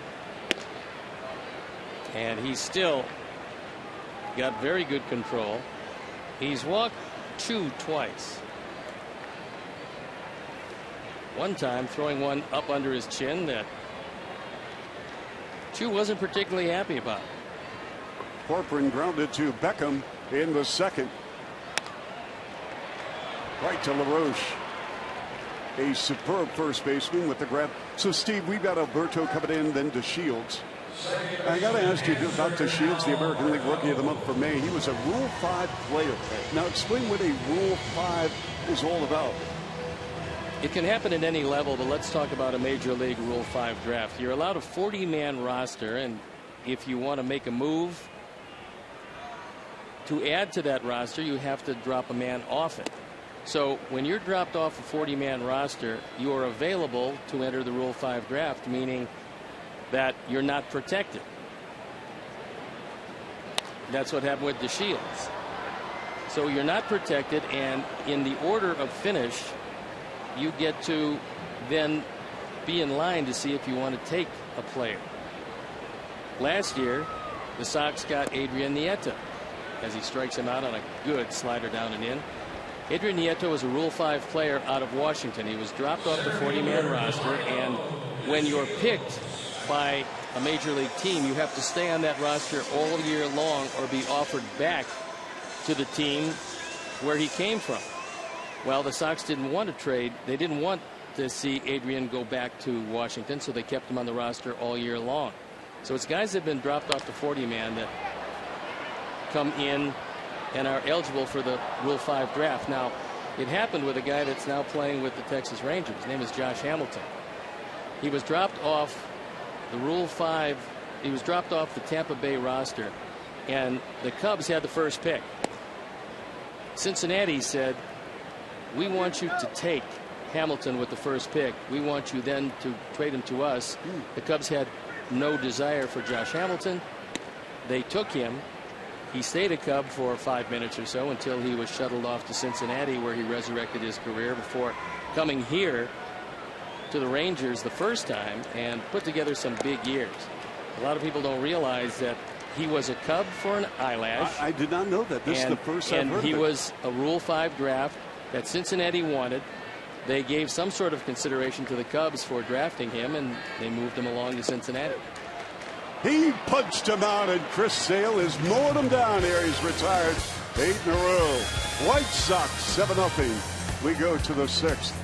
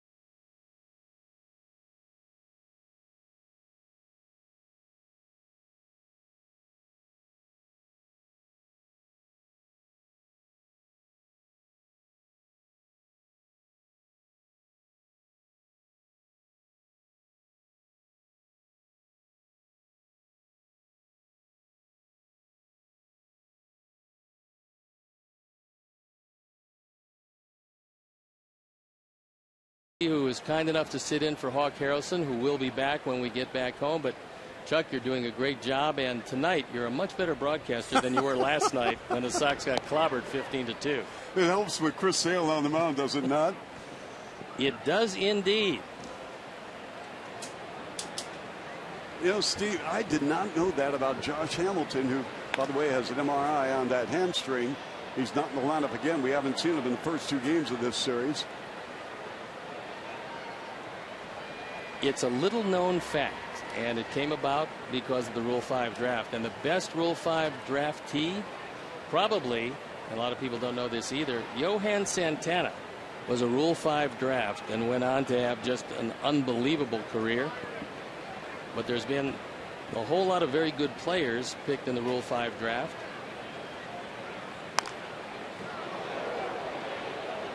And with the draft coming up, it's a real exciting time for a lot of teams that look to get a whole lot of help from that draft.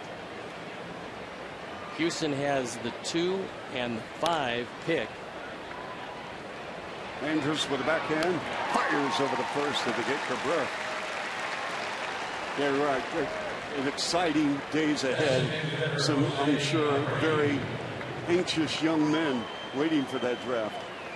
Great deal of anticipation for both high school and college age players. And Sox have the 8th pick in the draft, and then because of signing Robertson and Cabrera, they don't have a 2nd or 3rd round pick. So they're going to make the most of that 8th pick. It should be a good player there. A lot of people will speculate on a college pitcher. It depends on who's left on the board, but that's what teams are doing right now. They're taking a look, making their boards, and how they rate each and every player. Jose Abreu's had a terrific night. 2 for 3 at a 2-run bomb. Came through with an RBI single. Now batting .288, has 3 RBIs on the night.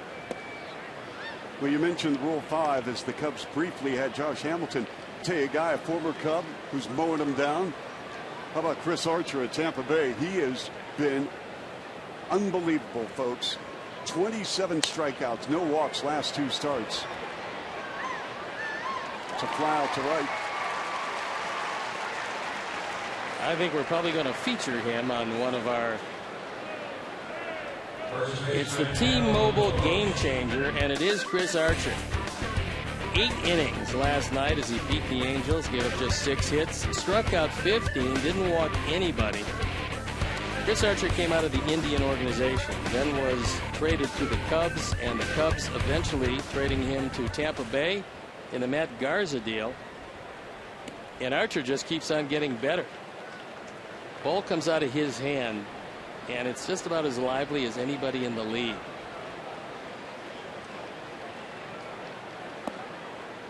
Adam LaRoche steps in. Yeah, I just saw some of the highlights of Archer over the past couple of weeks, Steve, and he is bringing it big time.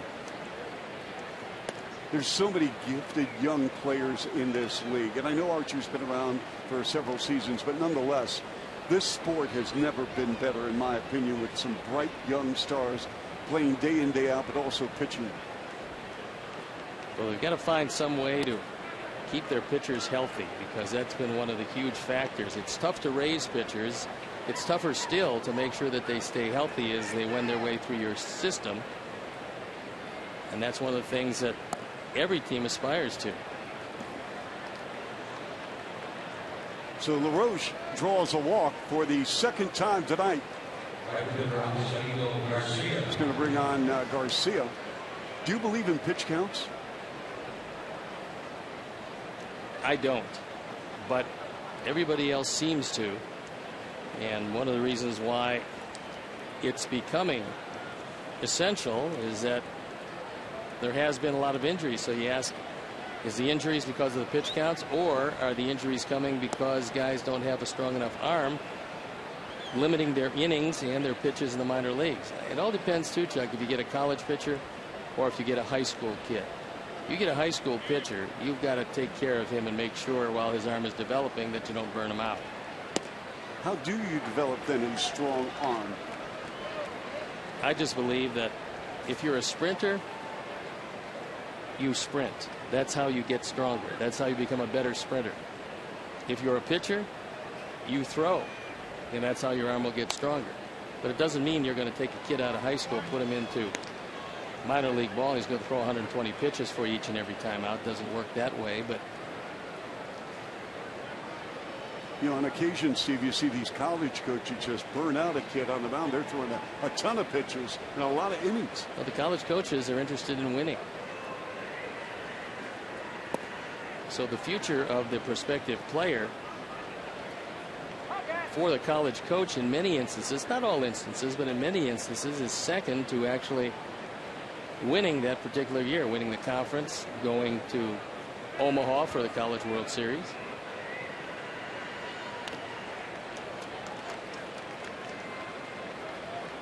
Yeah, there's that fine line, because as a college coach, you want to make sure and protect, your assets. On the other hand, these coaches, I mean, bottom line is they want to stay employed. That's true. 2 balls, 2 strikes, 2 out. Garcia hit by a pitch in the second. Struck out. Also in that inning, walked in the fourth. One thing I've noticed over being here in Texas over the past 5 days or so, there's a lot of coverage in the papers on college baseball. Well, UT is one of those teams that is always very good.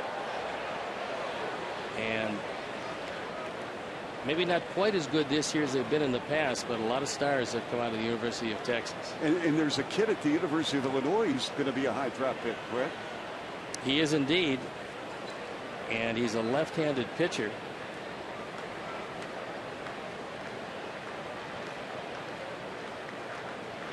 Three balls, 2 strikes, 2 outs. We'll look him up, because I don't think he's going to be there when the Sox pick. His name is Tyler J. He's a left-hander who's a closer. His ERA was under 1 this year. Wow. And there's a lot of people that figure that he can do the same thing that Chris Sale did. He can come in, whoever drafts him, they can actually use him this year out of their bullpen, not necessarily as a closer, but perhaps as a setup man. He's supposed to have overwhelming stuff, but again, I don't think the Sox believe he's going to be there at 8. 6th inning, runner going, swung on. Here's a ball hit to right center field, and a beautiful sliding catch by the right fielder, Chu. 7-0 White Sox. Sale on the mound. We'll return in a moment on Comcast Sportsnet.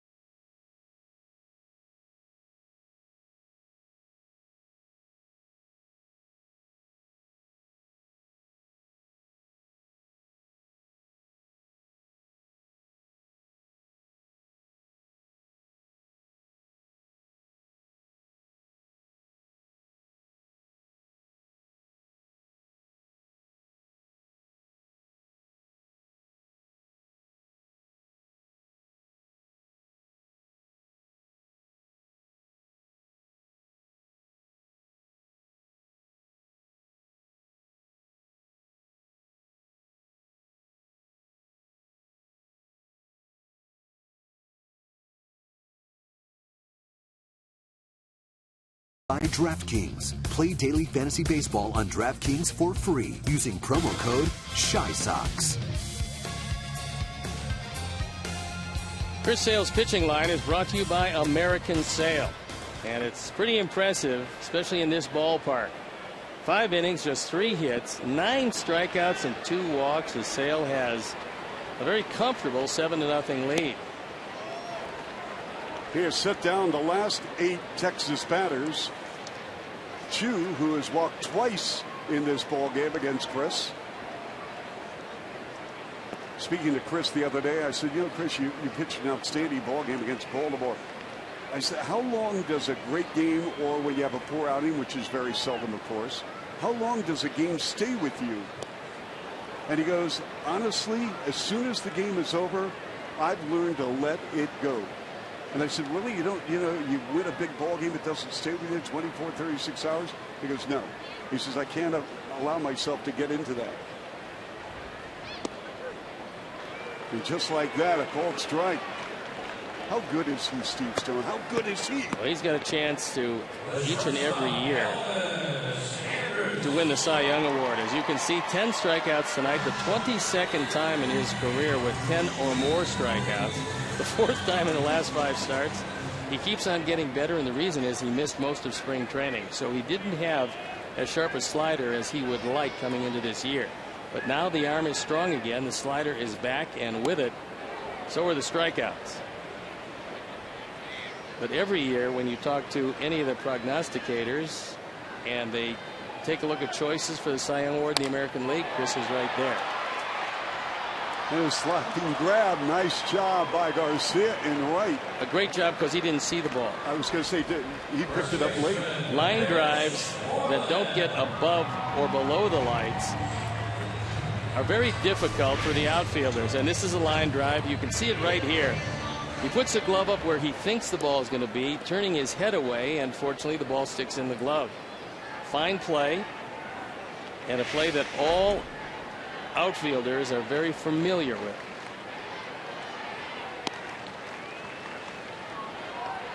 Rangers with only 3 hits. We're in the bottom of the 6th here in Arlington. Carlos Rodon will pitch tomorrow for the White Sox in the final game of this 2-week road trip.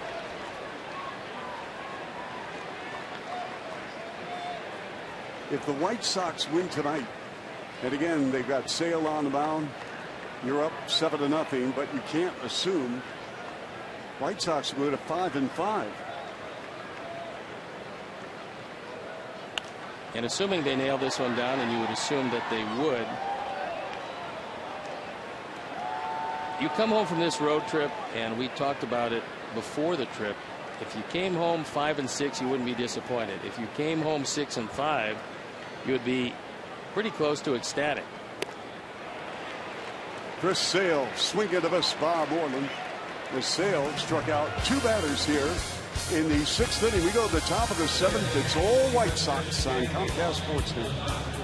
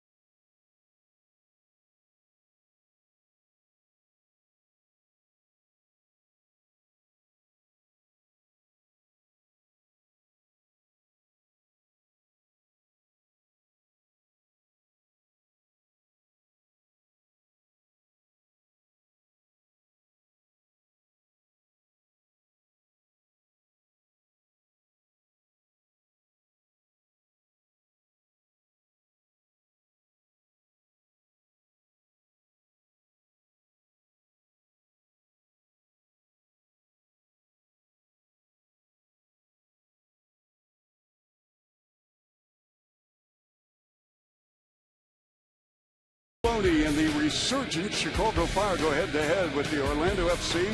Coverage begins at 7 on Comcast Sportsnet.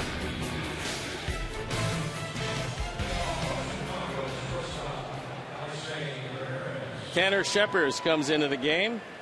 Scheppers on for the 13th time. He's 1-0. His ERA 5.25. Hasn't been out there all that often. He was a high draft pick of these Rangers. He was picked in the supplemental round, which is just after the first round, in 2009. Alexi with a chopper to Alberto. And we have one out here in the top of the 7th.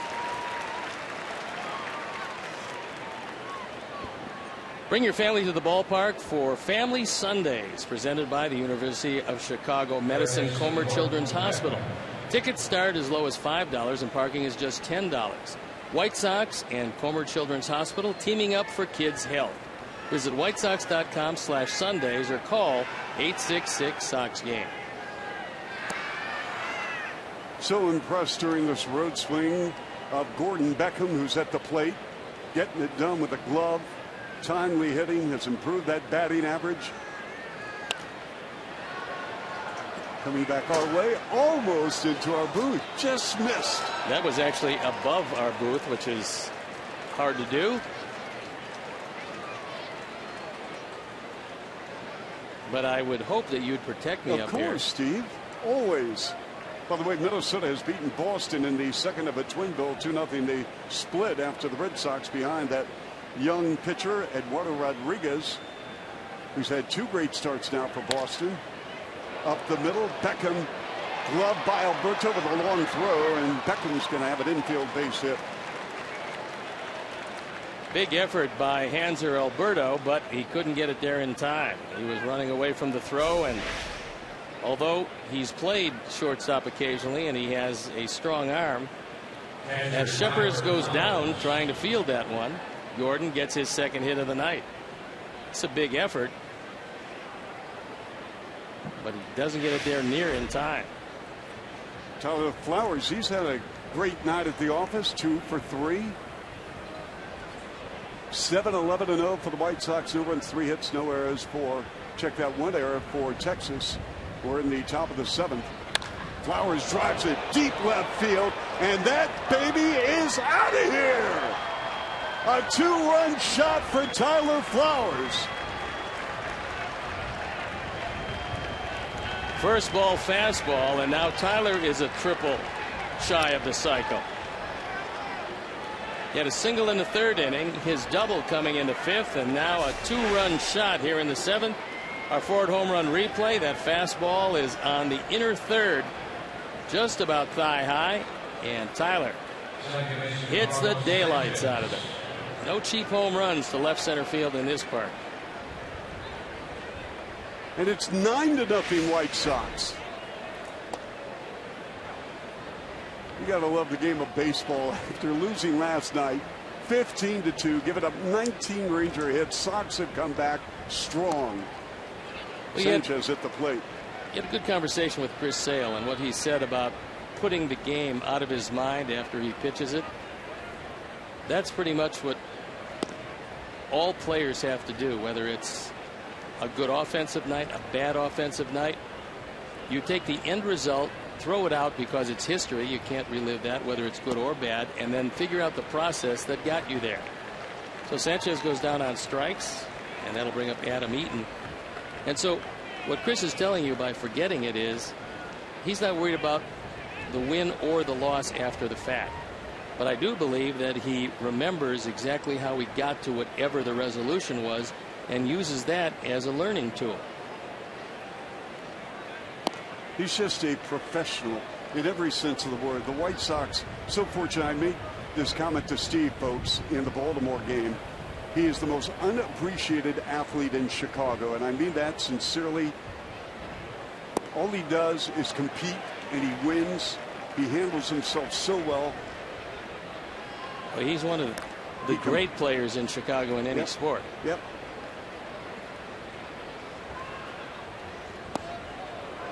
Inside to Eaton as he skips away. So Daniel Webb continues to loosen up.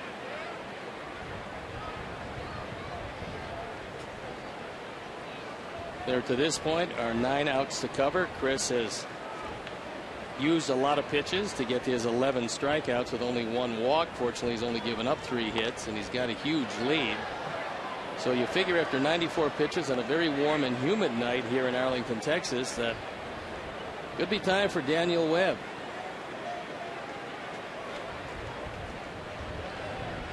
Sale watching on as Eaton, who is 1 for 3, has scored a couple of runs. And last time out, and I'm sure this factors into Robin's decision, if in fact his decision is to go to the bullpen. Last time out, he threw 120 pitches.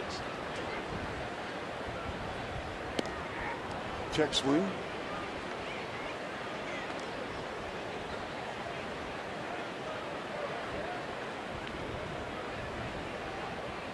It's a final. Oakland beat Detroit 6-1. Eaton on his way to first base on a walk. Tigers have now lost 6 straight. And the Marlins beat the Cubs 7-3.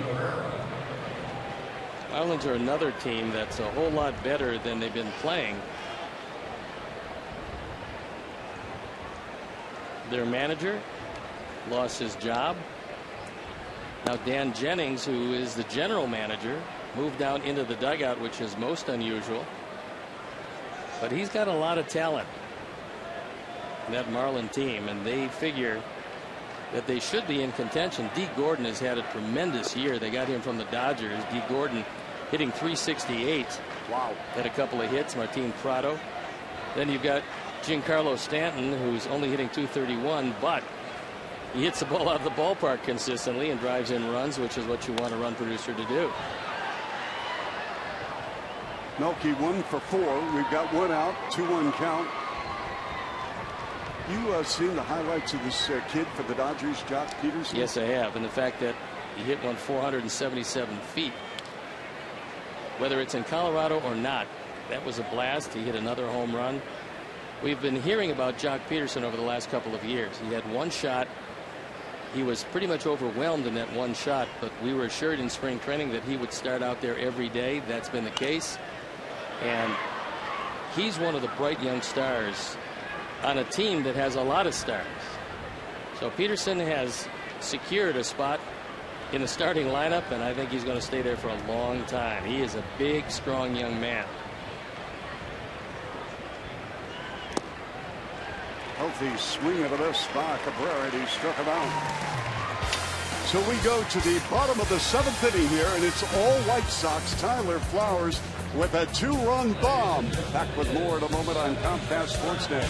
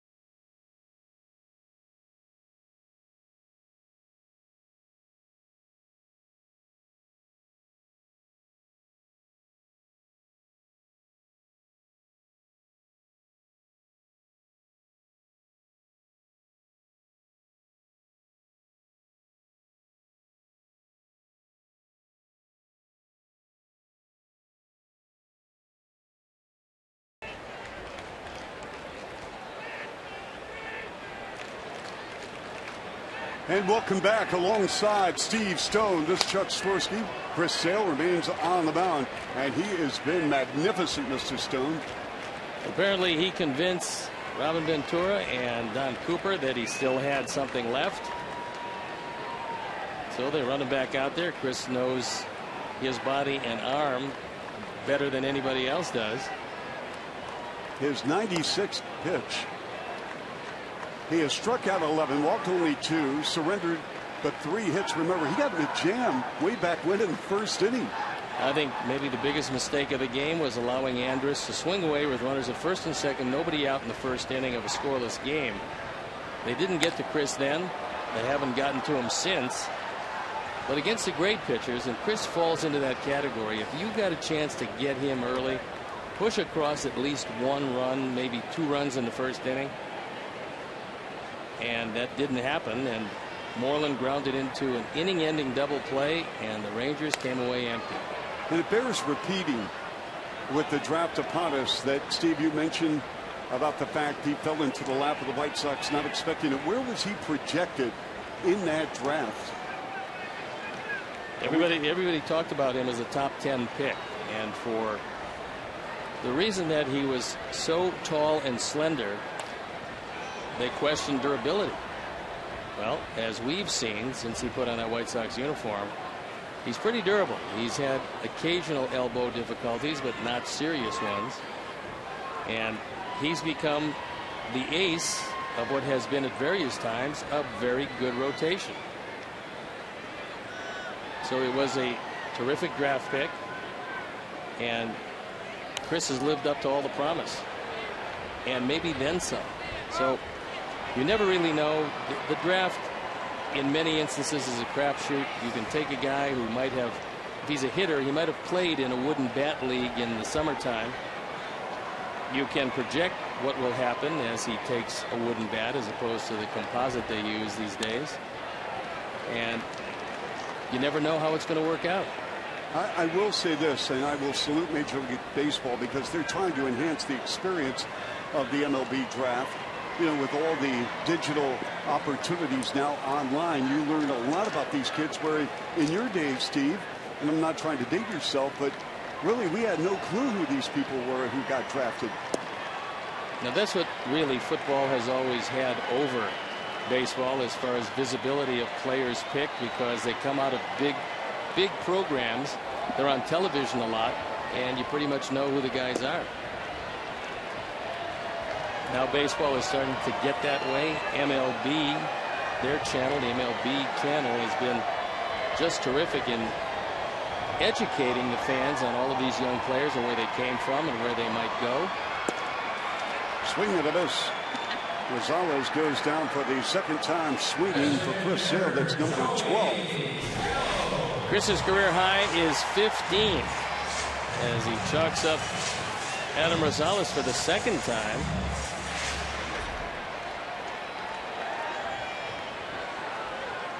Bring on Joey Gallo, who's 0 for 2 against Sale after hitting an upper deck home run measured at 418 feet last night. He also just missed his second home run. He doubled off the top of the wall.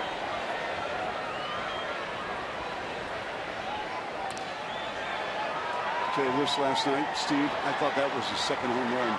I thought that was going out. That hit the top of the wall. He's going to hit a whole lot of them. Most of them are going to be against right-handers, however, and another slider here, and that probably will be it. Now, do you play this kid day after day after day? Do you just send him out? No, I play him every day, get him used to the defensive aspect of the game and how much faster it's going to be here at third base than it is in the minor leagues. Now, you know, he was only at Double-A. He didn't even have a chance to see Triple-A. And so they want to give him the full experience before Adrian Beltre comes back. They anticipate it's going to be about a month. He not only had a dislocation, but Beltre had a laceration that had to be stitched closed, and so he's going to be a while healing. Gallo goes down swinging. It's number 13 for Chris Sale. One thing that Gallo probably hasn't seen from a left-hander is a changeup. And Chris doesn't mind throwing changeups to anybody, so he sets him up with the slider. I'm sure in the back of Gallo's mind he was thinking, well, he's going to throw another one. He throws a straight change on the inner portion, and for the third time, no contact. Smolinski has struck out twice. You know, Steve, we're seeing a lot of players moved up to the big leagues from Double-A ball. So what's happened to the Triple-A's? The best prospects are in Double-A. They're usually your youngest, best prospects. AAAs are a lot of guys that are interchangeable with the major leaguers. And so you have some insurance policies at AAA, guys who have been in the big leagues before, who are biding their time until somebody gets hurt. Little looper, and Chris Sale says, hey, no problem. I'll take care of business. 1, 2, 3. We go to the 8th inning here in Arlington. Chris Sale, magnificent. Back with more.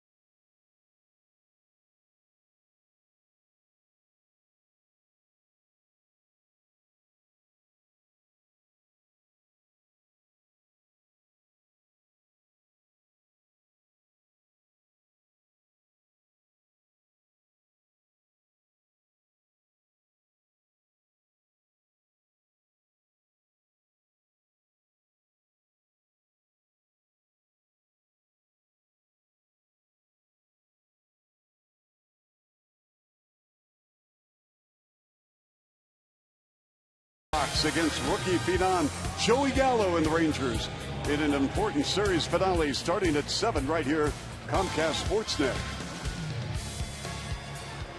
We've got a new pitcher coming in the ball game, and it is Sam Freeman, the only left-hander in the pen, on for the 10th time. He doesn't have a record. He does have a 6.75 ERA.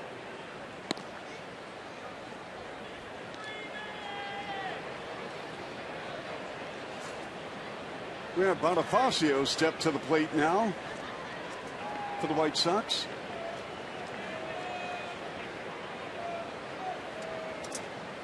On the strip, Bonifacio here on the road this 2-week sojourn, 1 for 10 on the season, batting .196 against Sam Freeman.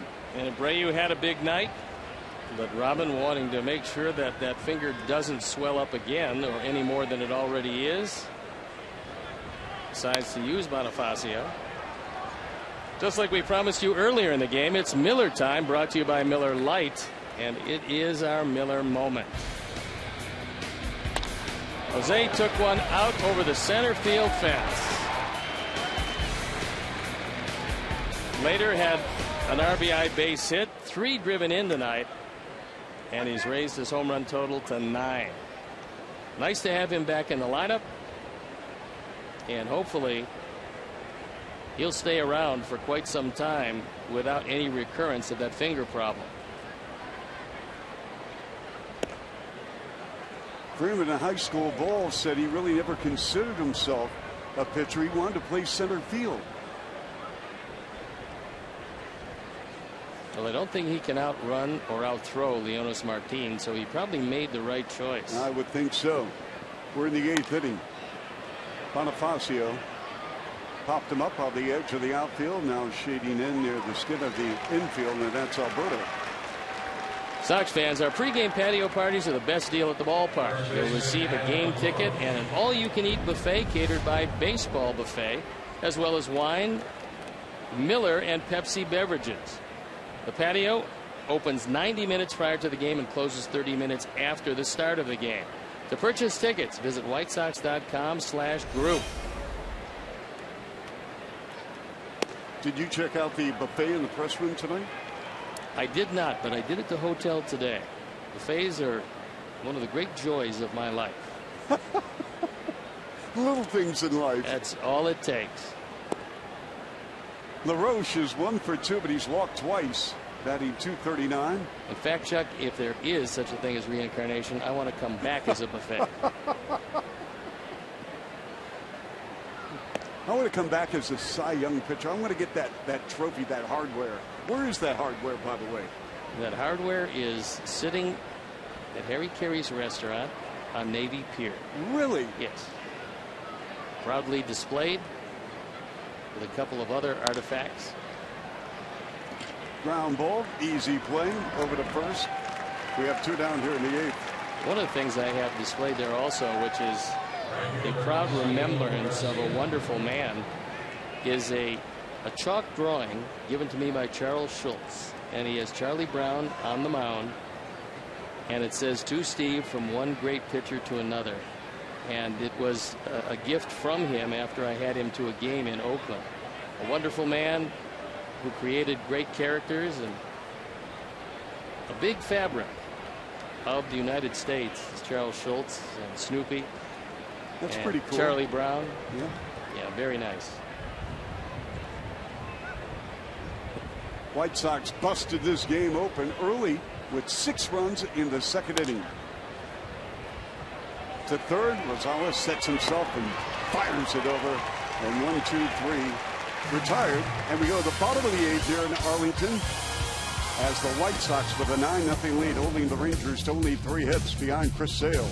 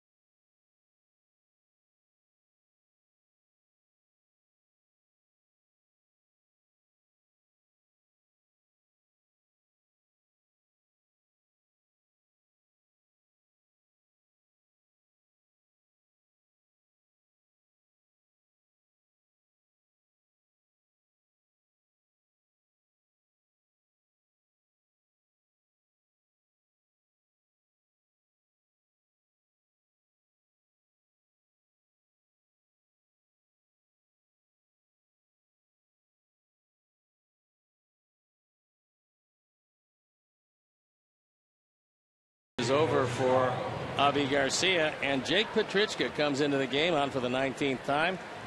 His ERA 3.94. He's getting much better. That slider and sinker getting more consistent for him. Chris Sale was just brilliant. 7 innings, 3 hits, a couple of walks, and 13 strikeouts. The last man to get a base hit was Delino DeShields in the 3rd inning. He retired 14 straight, as you mentioned, Steve. Magnificent, absolutely on fire, dominating. Baffled the Texas hitters all night long. Got out of a jam in the first. Well, there's a lot of left-handed starters in the league. There's a lot of good left-handed starters in the league. But one of the things that makes Chris so difficult is that he's so unusual. You can't really think of many pitchers who throw like him. The only guy who probably threw like him, and he was a little bit taller, was Randy Johnson, and he's not pitching anymore. So trying to get a comparison for the hitters, you're just not going to be able to do it. see what Jake can do here in the 8th. Give me an idea of what you've seen out of Jake here, not only on the road trip, but season long. He started off was a little tough for him. His arm got stronger. With it, he's getting more ground balls because the sinker's been better. And he throws a good enough slider, especially down and into the left-handers, to pretty much neutralize them. So he's been very good out of the pen. That ball's well hit to right field. Shuck with the grab. So Shuck just inserted for defensive purposes and makes a running grab to the wall. And there's a look at JB, who has to turn around, backpedal. Unfortunately, this one stayed in the park. Yeah. That was a sinking line drive that was hit well. We told you Detroit lost tonight as we update the American League Central teams. Minnesota and Boston split. Kansas City with a 4-2 lead over the Indians in the top of the 9th. And the way that bullpen works, Holland is in the game. You'd have to figure he's going to nail it down. That entire bullpen, from long men to closer, has an ERA well under 2. So that's one of the strengths of Kansas City. They have not been playing great baseball lately. They haven't scored a whole lot of runs, but that bullpen has been a constant.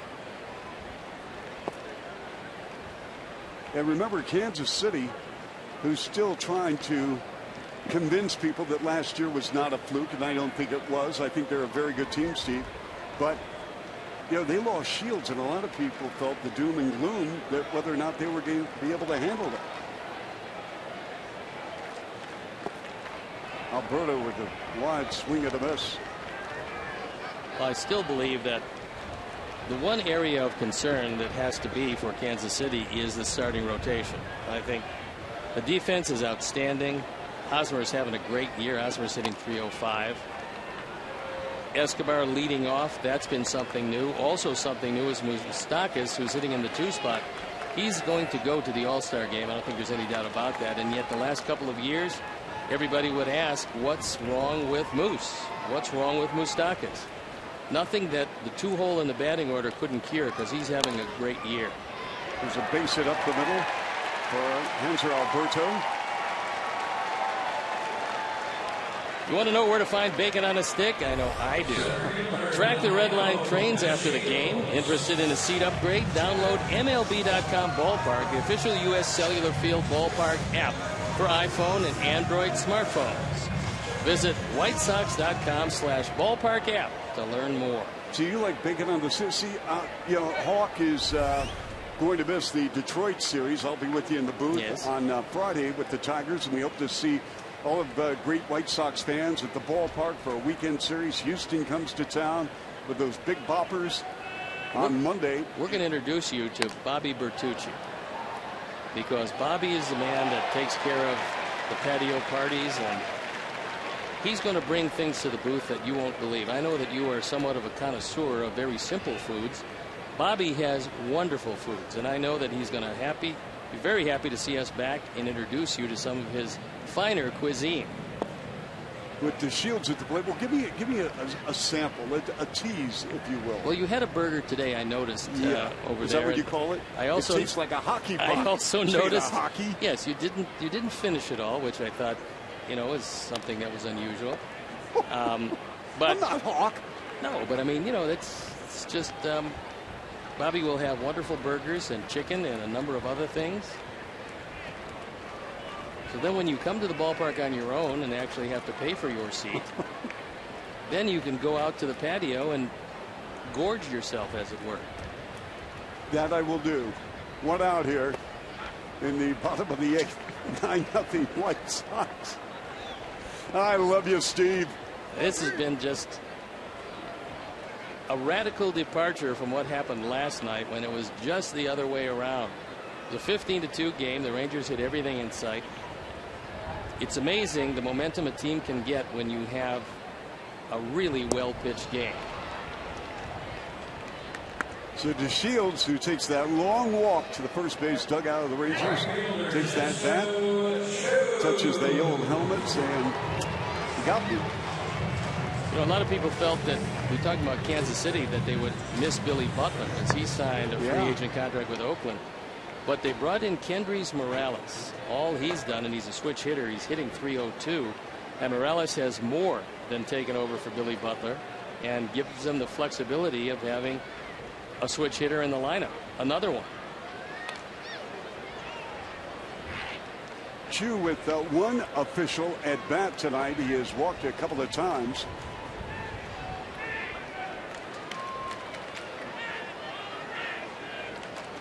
Twelve hits for the White Sox. Flowers at Abreu, gone yard. 4 hits limited by Sox pitching. Chris Sale, if you just joined us, has been unbelievable before giving way to the bullpen. 2 shy of his all-time record in strikeouts with 13 of them.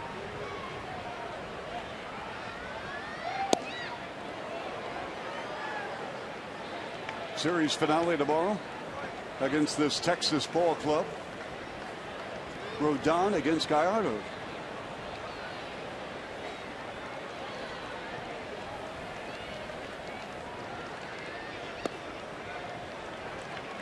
And the book on Giovanni is not the same as he once pitched. No, there was a time when Gallardo was the ace of the Milwaukee staff, and they would have never parted with him. But all of a sudden, the velocity started to sink. He doesn't have near the same stuff. He's still pretty good, but not like he once was.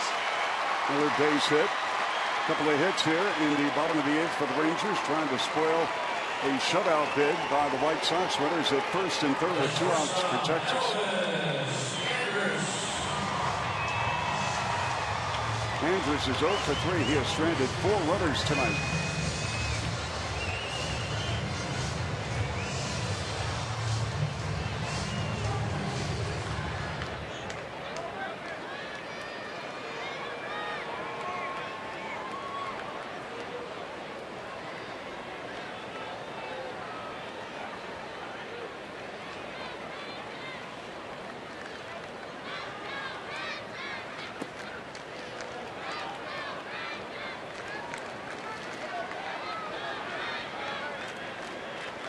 White Sox with a win will go to 500 on this trip.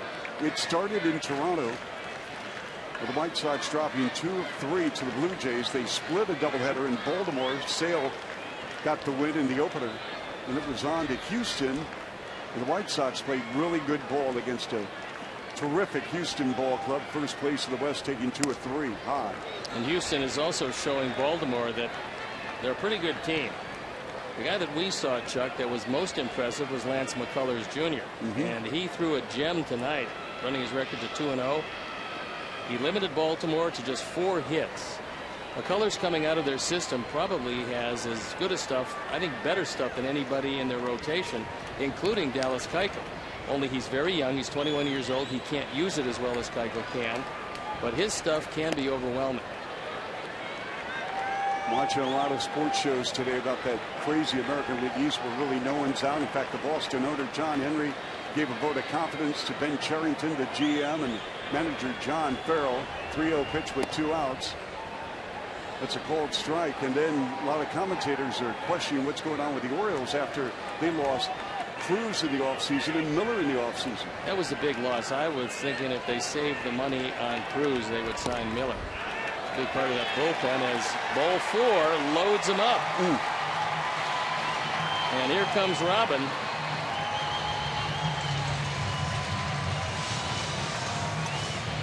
It's Zach Duke going to come in the game to face Mitch Moreland. So as Jake departs this one and Zach Duke comes in, we'll step out and be back after these messages.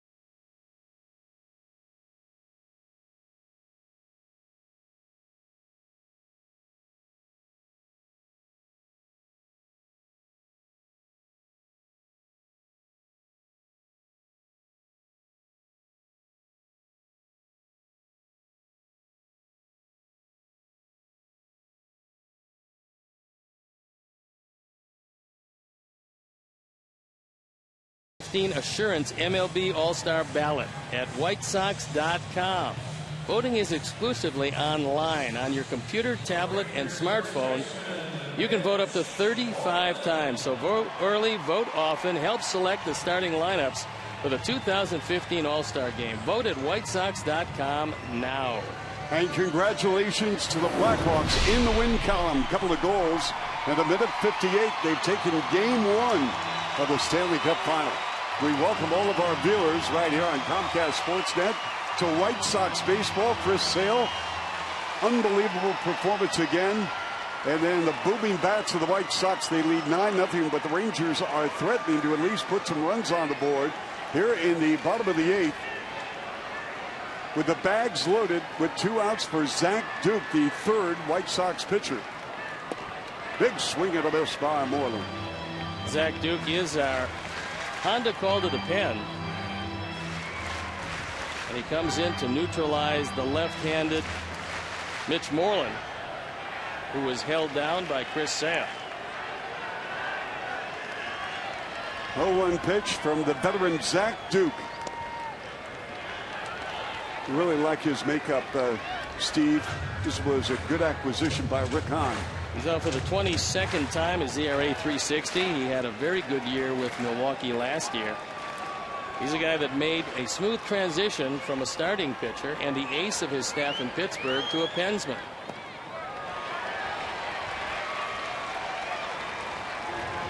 Two-one count. Is it harder for a starter to reliever or reliever to starter? Depends on the guy. I mean, there's some guys that just don't have enough pitches to start. They're better served out of the bullpen, especially if you have 2 that are really good pitchers. But you need a wider variety if you're going to be a starting pitcher. Inside. 3-1 count. With the bases loaded for the Rangers here in the bottom of the 8th.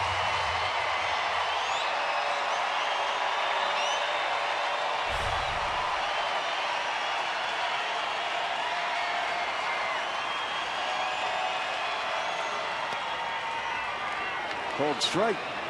A lot of confidence in that breaking ball because at 3-1 with Moreland sitting dead red. He came with the off-speed breaking ball and threw it right down the middle and got a called strike. 3 balls, 2 strikes, 2 outs. Rangers with the bases loaded here in the bottom of the 8th. White Sox with a 9-0 lead here.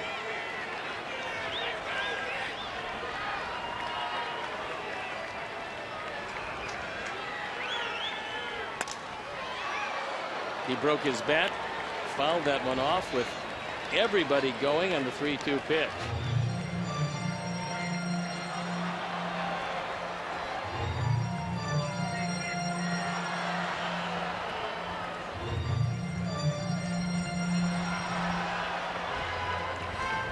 Chris Sale went the first 7, allowed only 3 hits, struck out 13, walked 2. Lowered his earned run average to 3.27.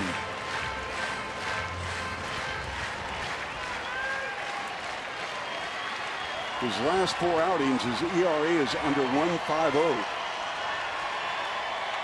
3-2, 2 outs. Bases loaded for the Rangers. Zach Duke on the mound for the White Sox against Mitch Moreland.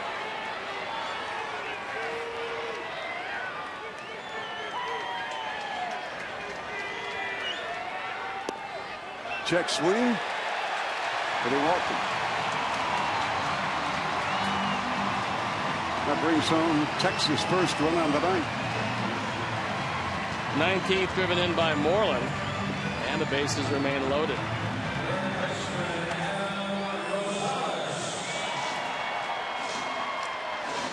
Adam Rosales, who has struck out twice, got a base hit back in the 2nd against Chris Sale. One of only 5 hits for Texas tonight. Again, bases loaded with 2 outs. Somewhat remarkable when you look at the career numbers of Rosales with the bases loaded. Boy, he had a tough time of it. Adam had a 4-hit game on Saturday against Boston. His first 4-hit game since April of 2010. 1-1 with 2 outs. He's been a really good serviceable player in this league, though. He has been that. Can play every infield position, including first base. Calls that one straight back. It'll be a 1-2 count. So if you're Zach Duke right now, what are you tossing at him? What he considers his best pitch. And if he likes his slider, it's a good pitch down and in, out of the strike zone. You're well ahead of him at 1-2.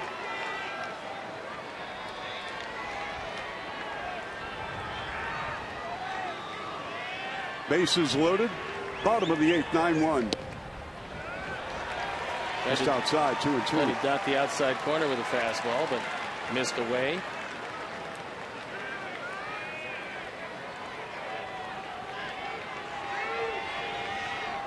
Chu at third, Andrews at second, Moreland at first after walking. 3-2.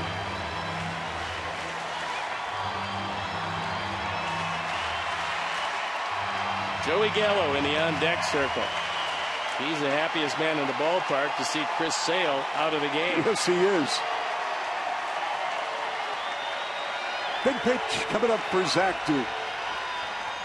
Swing and a miss. He struck him out. 9-1.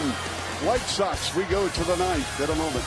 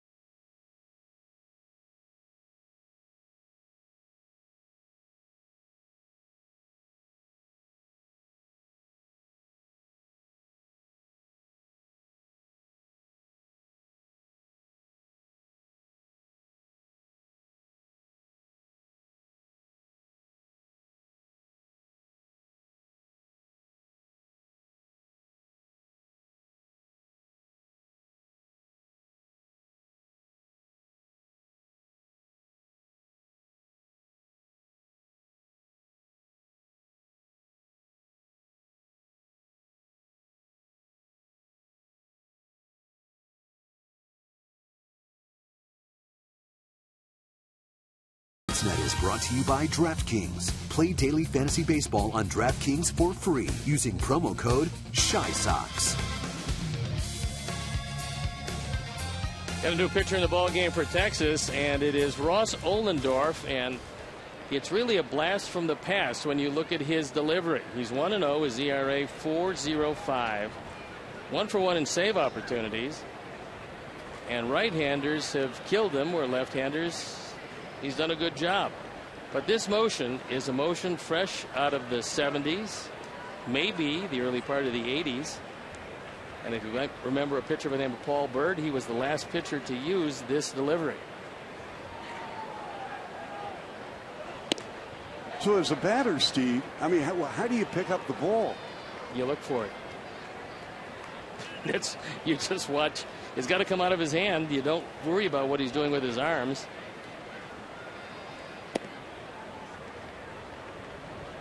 He just obviously feels a whole lot more comfortable using this, but he is the last of a dying breed of guys that use that full windup.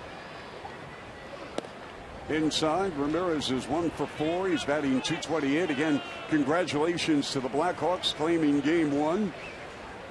And we welcome our viewers right here, Comcast Sportsnet. Chuck Swirsky, along with Steve Stone. 9-1 White Sox behind Sale.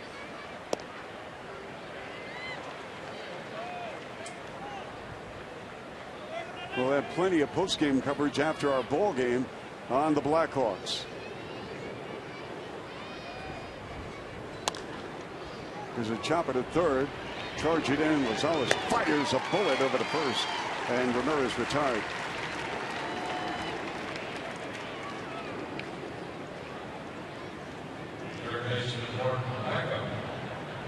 Beckham is 2 for 4. Scored a couple of runs. Gordon's average now improving to .284.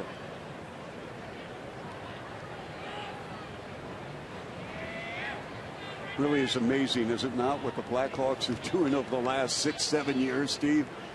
I mean, they haven't won it yet, but you get Game 1. There's a lot to be said, and it doesn't really matter what sport it is, but there's a lot to be said on teams that just expect to win. They expect when it gets tough and tight, especially late in the game, that they're going to come out on top, because the Blackhawks, like many good teams in any sport, they're going to play sound fundamentally, and I know that they believe, exactly like a good baseball team believes, that the other team is going to make a mistake before they do. You stay close as long as you possibly can. You wait for the mistake and then take advantage of it. The Blackhawks have epitomized that in this run that they've had with the 2 Stanley Cups, and hopefully a third. It's just a very mentally tough team. 3-0 pitch. Beckham walks. I love it when you talk hockey. You're starting to sound like Foster Hewitt. I grew up playing it. I've always loved. You grew up playing it? Yeah, I always loved the sport. Time now for our AT Uverse multi-view, and it was the rocket off the bat of Tyler Flowers. You're going to hit it out of here in left center field. You're going to have to get every bit of it, and Tyler did that. That was his 3rd home run. His 3rd hit of the night, his 12th and 13th run batted in. A ball and a strike to Flowers with 1 out here in the top of the 9th. Ohlendorf toiling for the Rangers. The things you learn here on White Sox baseball from Steve Stone. We learned about his pregame ritual for home games, listening to music ranging from Kansas to Boston. We're not talking about geography here. And then the fact that he grew up. Here's Flowers swinging, and the ball is caught by Chu out in right field. Things you learned that you grew up a hockey fan and you played it. Well, I was going to say, don't forget that in Cleveland, where I grew up, it was pretty cold, and it was snowy and icy. We used to freeze over a tennis court at the park, play on that. I did not know that. Yeah, it was fun. You know, they had the Cleveland Crusaders, Steve. And it was the Cleveland Barons in the American Hockey League. Oh, in the AHL. Yes. Well, there was a Cleveland Barons for a brief period in the NHL. I just remember a guy by the name of Freddie Glover was a big scorer, and Johnny Bowers, a great goalie, as well as John Ferguson, who you remember from the Montreal Canadiens. He started with the Cleveland Barons. Yeah, he and Bobby Hull had a few run-ins in their time in the original 6 with Montreal and the Blackhawks. John Ferguson had some run-ins with a lot of people. Yes, he did. Boy, I did not know that. So, Steve, you played hockey, pond hockey, Barons fan in the old AHL? I'd like to tell you I was a jockey, but I wasn't. No, that was me. I'm the Jose Altuve of broadcasting. If you can do that, you're doing pretty well. No, I'm talking about Jose is. Oh, you're talking about the diminutive aspect? Yes, that's what I'm alluding to. I'm not talking about his skill. Far from that. You are deceptively tall. Yes. I think actually I believe that this heat and humidity in Texas over the last 2 stops has kind of ground you down a bit, but you were a very big man when you started this road trip. I was 6'7" in Toronto. This is what happened, Steve? This is a long trip. Swing and a miss by Sanchez, and the inning is over. We go to the bottom of the 9th. White Sox with a 9-1 lead here in Texas.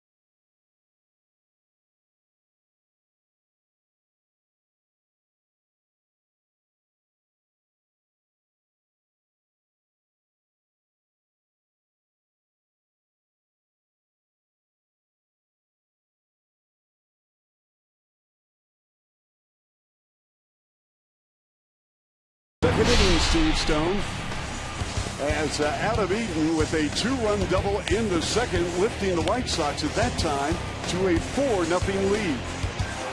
As you can see, misplayed by Smolinski in left field. Left field is very tough to play early in the ball game, and Adam Eaton takes advantage of that. So he's had a pretty good run at it here in 2 games. He had a 2-run homer yesterday, the 2-run double today. And now it's up to Zach Duke to nail it down. So Joey Gallo stepping in after a huge game last night, his major league debut. Gallo struggled against Chris Sale, but who didn't, folks?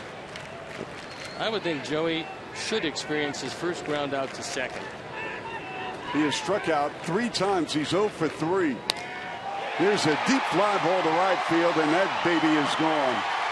Hanging breaking ball, and Gallo, for the second time in only 2 major league games, has hit a home run. He crushed that one. When he hits them, there are no doubters. So Roy Hobbs with a couple of home runs here in the series. A Ford home run replay. 2 games, 2 home runs, 5 driven in. This is a rolling breaking ball right down the middle. And Gallo, once again, just crushes it. 9-2 White Sox.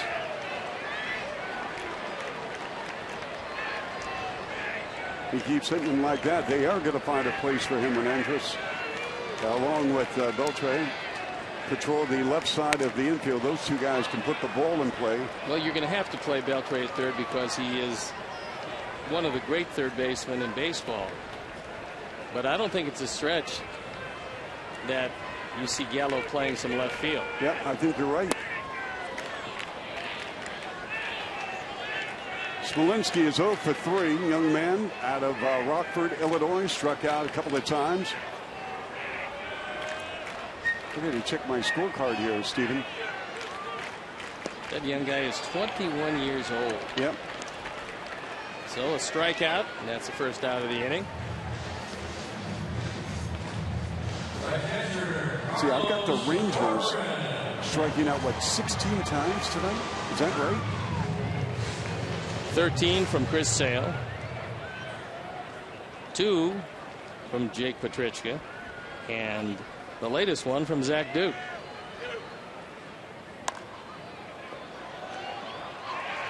Ground ball over the third, across the diamond, and Corporate is out.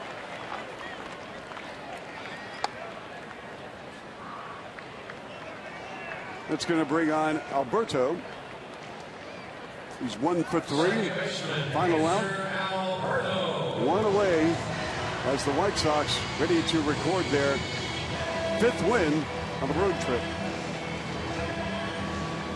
And Chris Sale will move to 5-2 in 10 starts. Here's the pitch. So a good night all around for the White Sox. 12 hits, 9 runs. Texas held to 6 hits and 2 runs.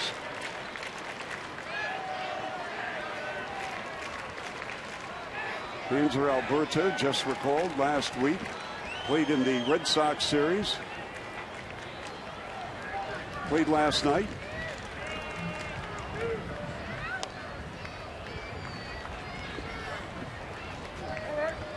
Oh, 0-2 with 2 outs here in the bottom of the 9th.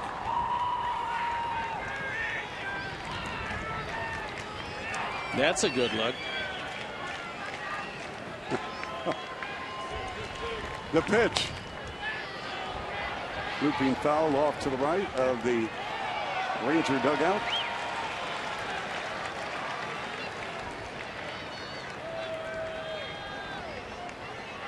No balls, 2 strikes, 2 outs.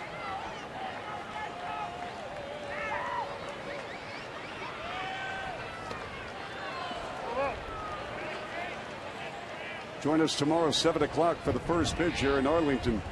The matchup for the White Sox, Carlos Rodon against Yovani Gallardo.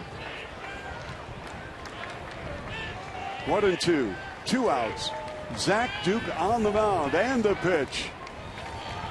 And it's 2-2.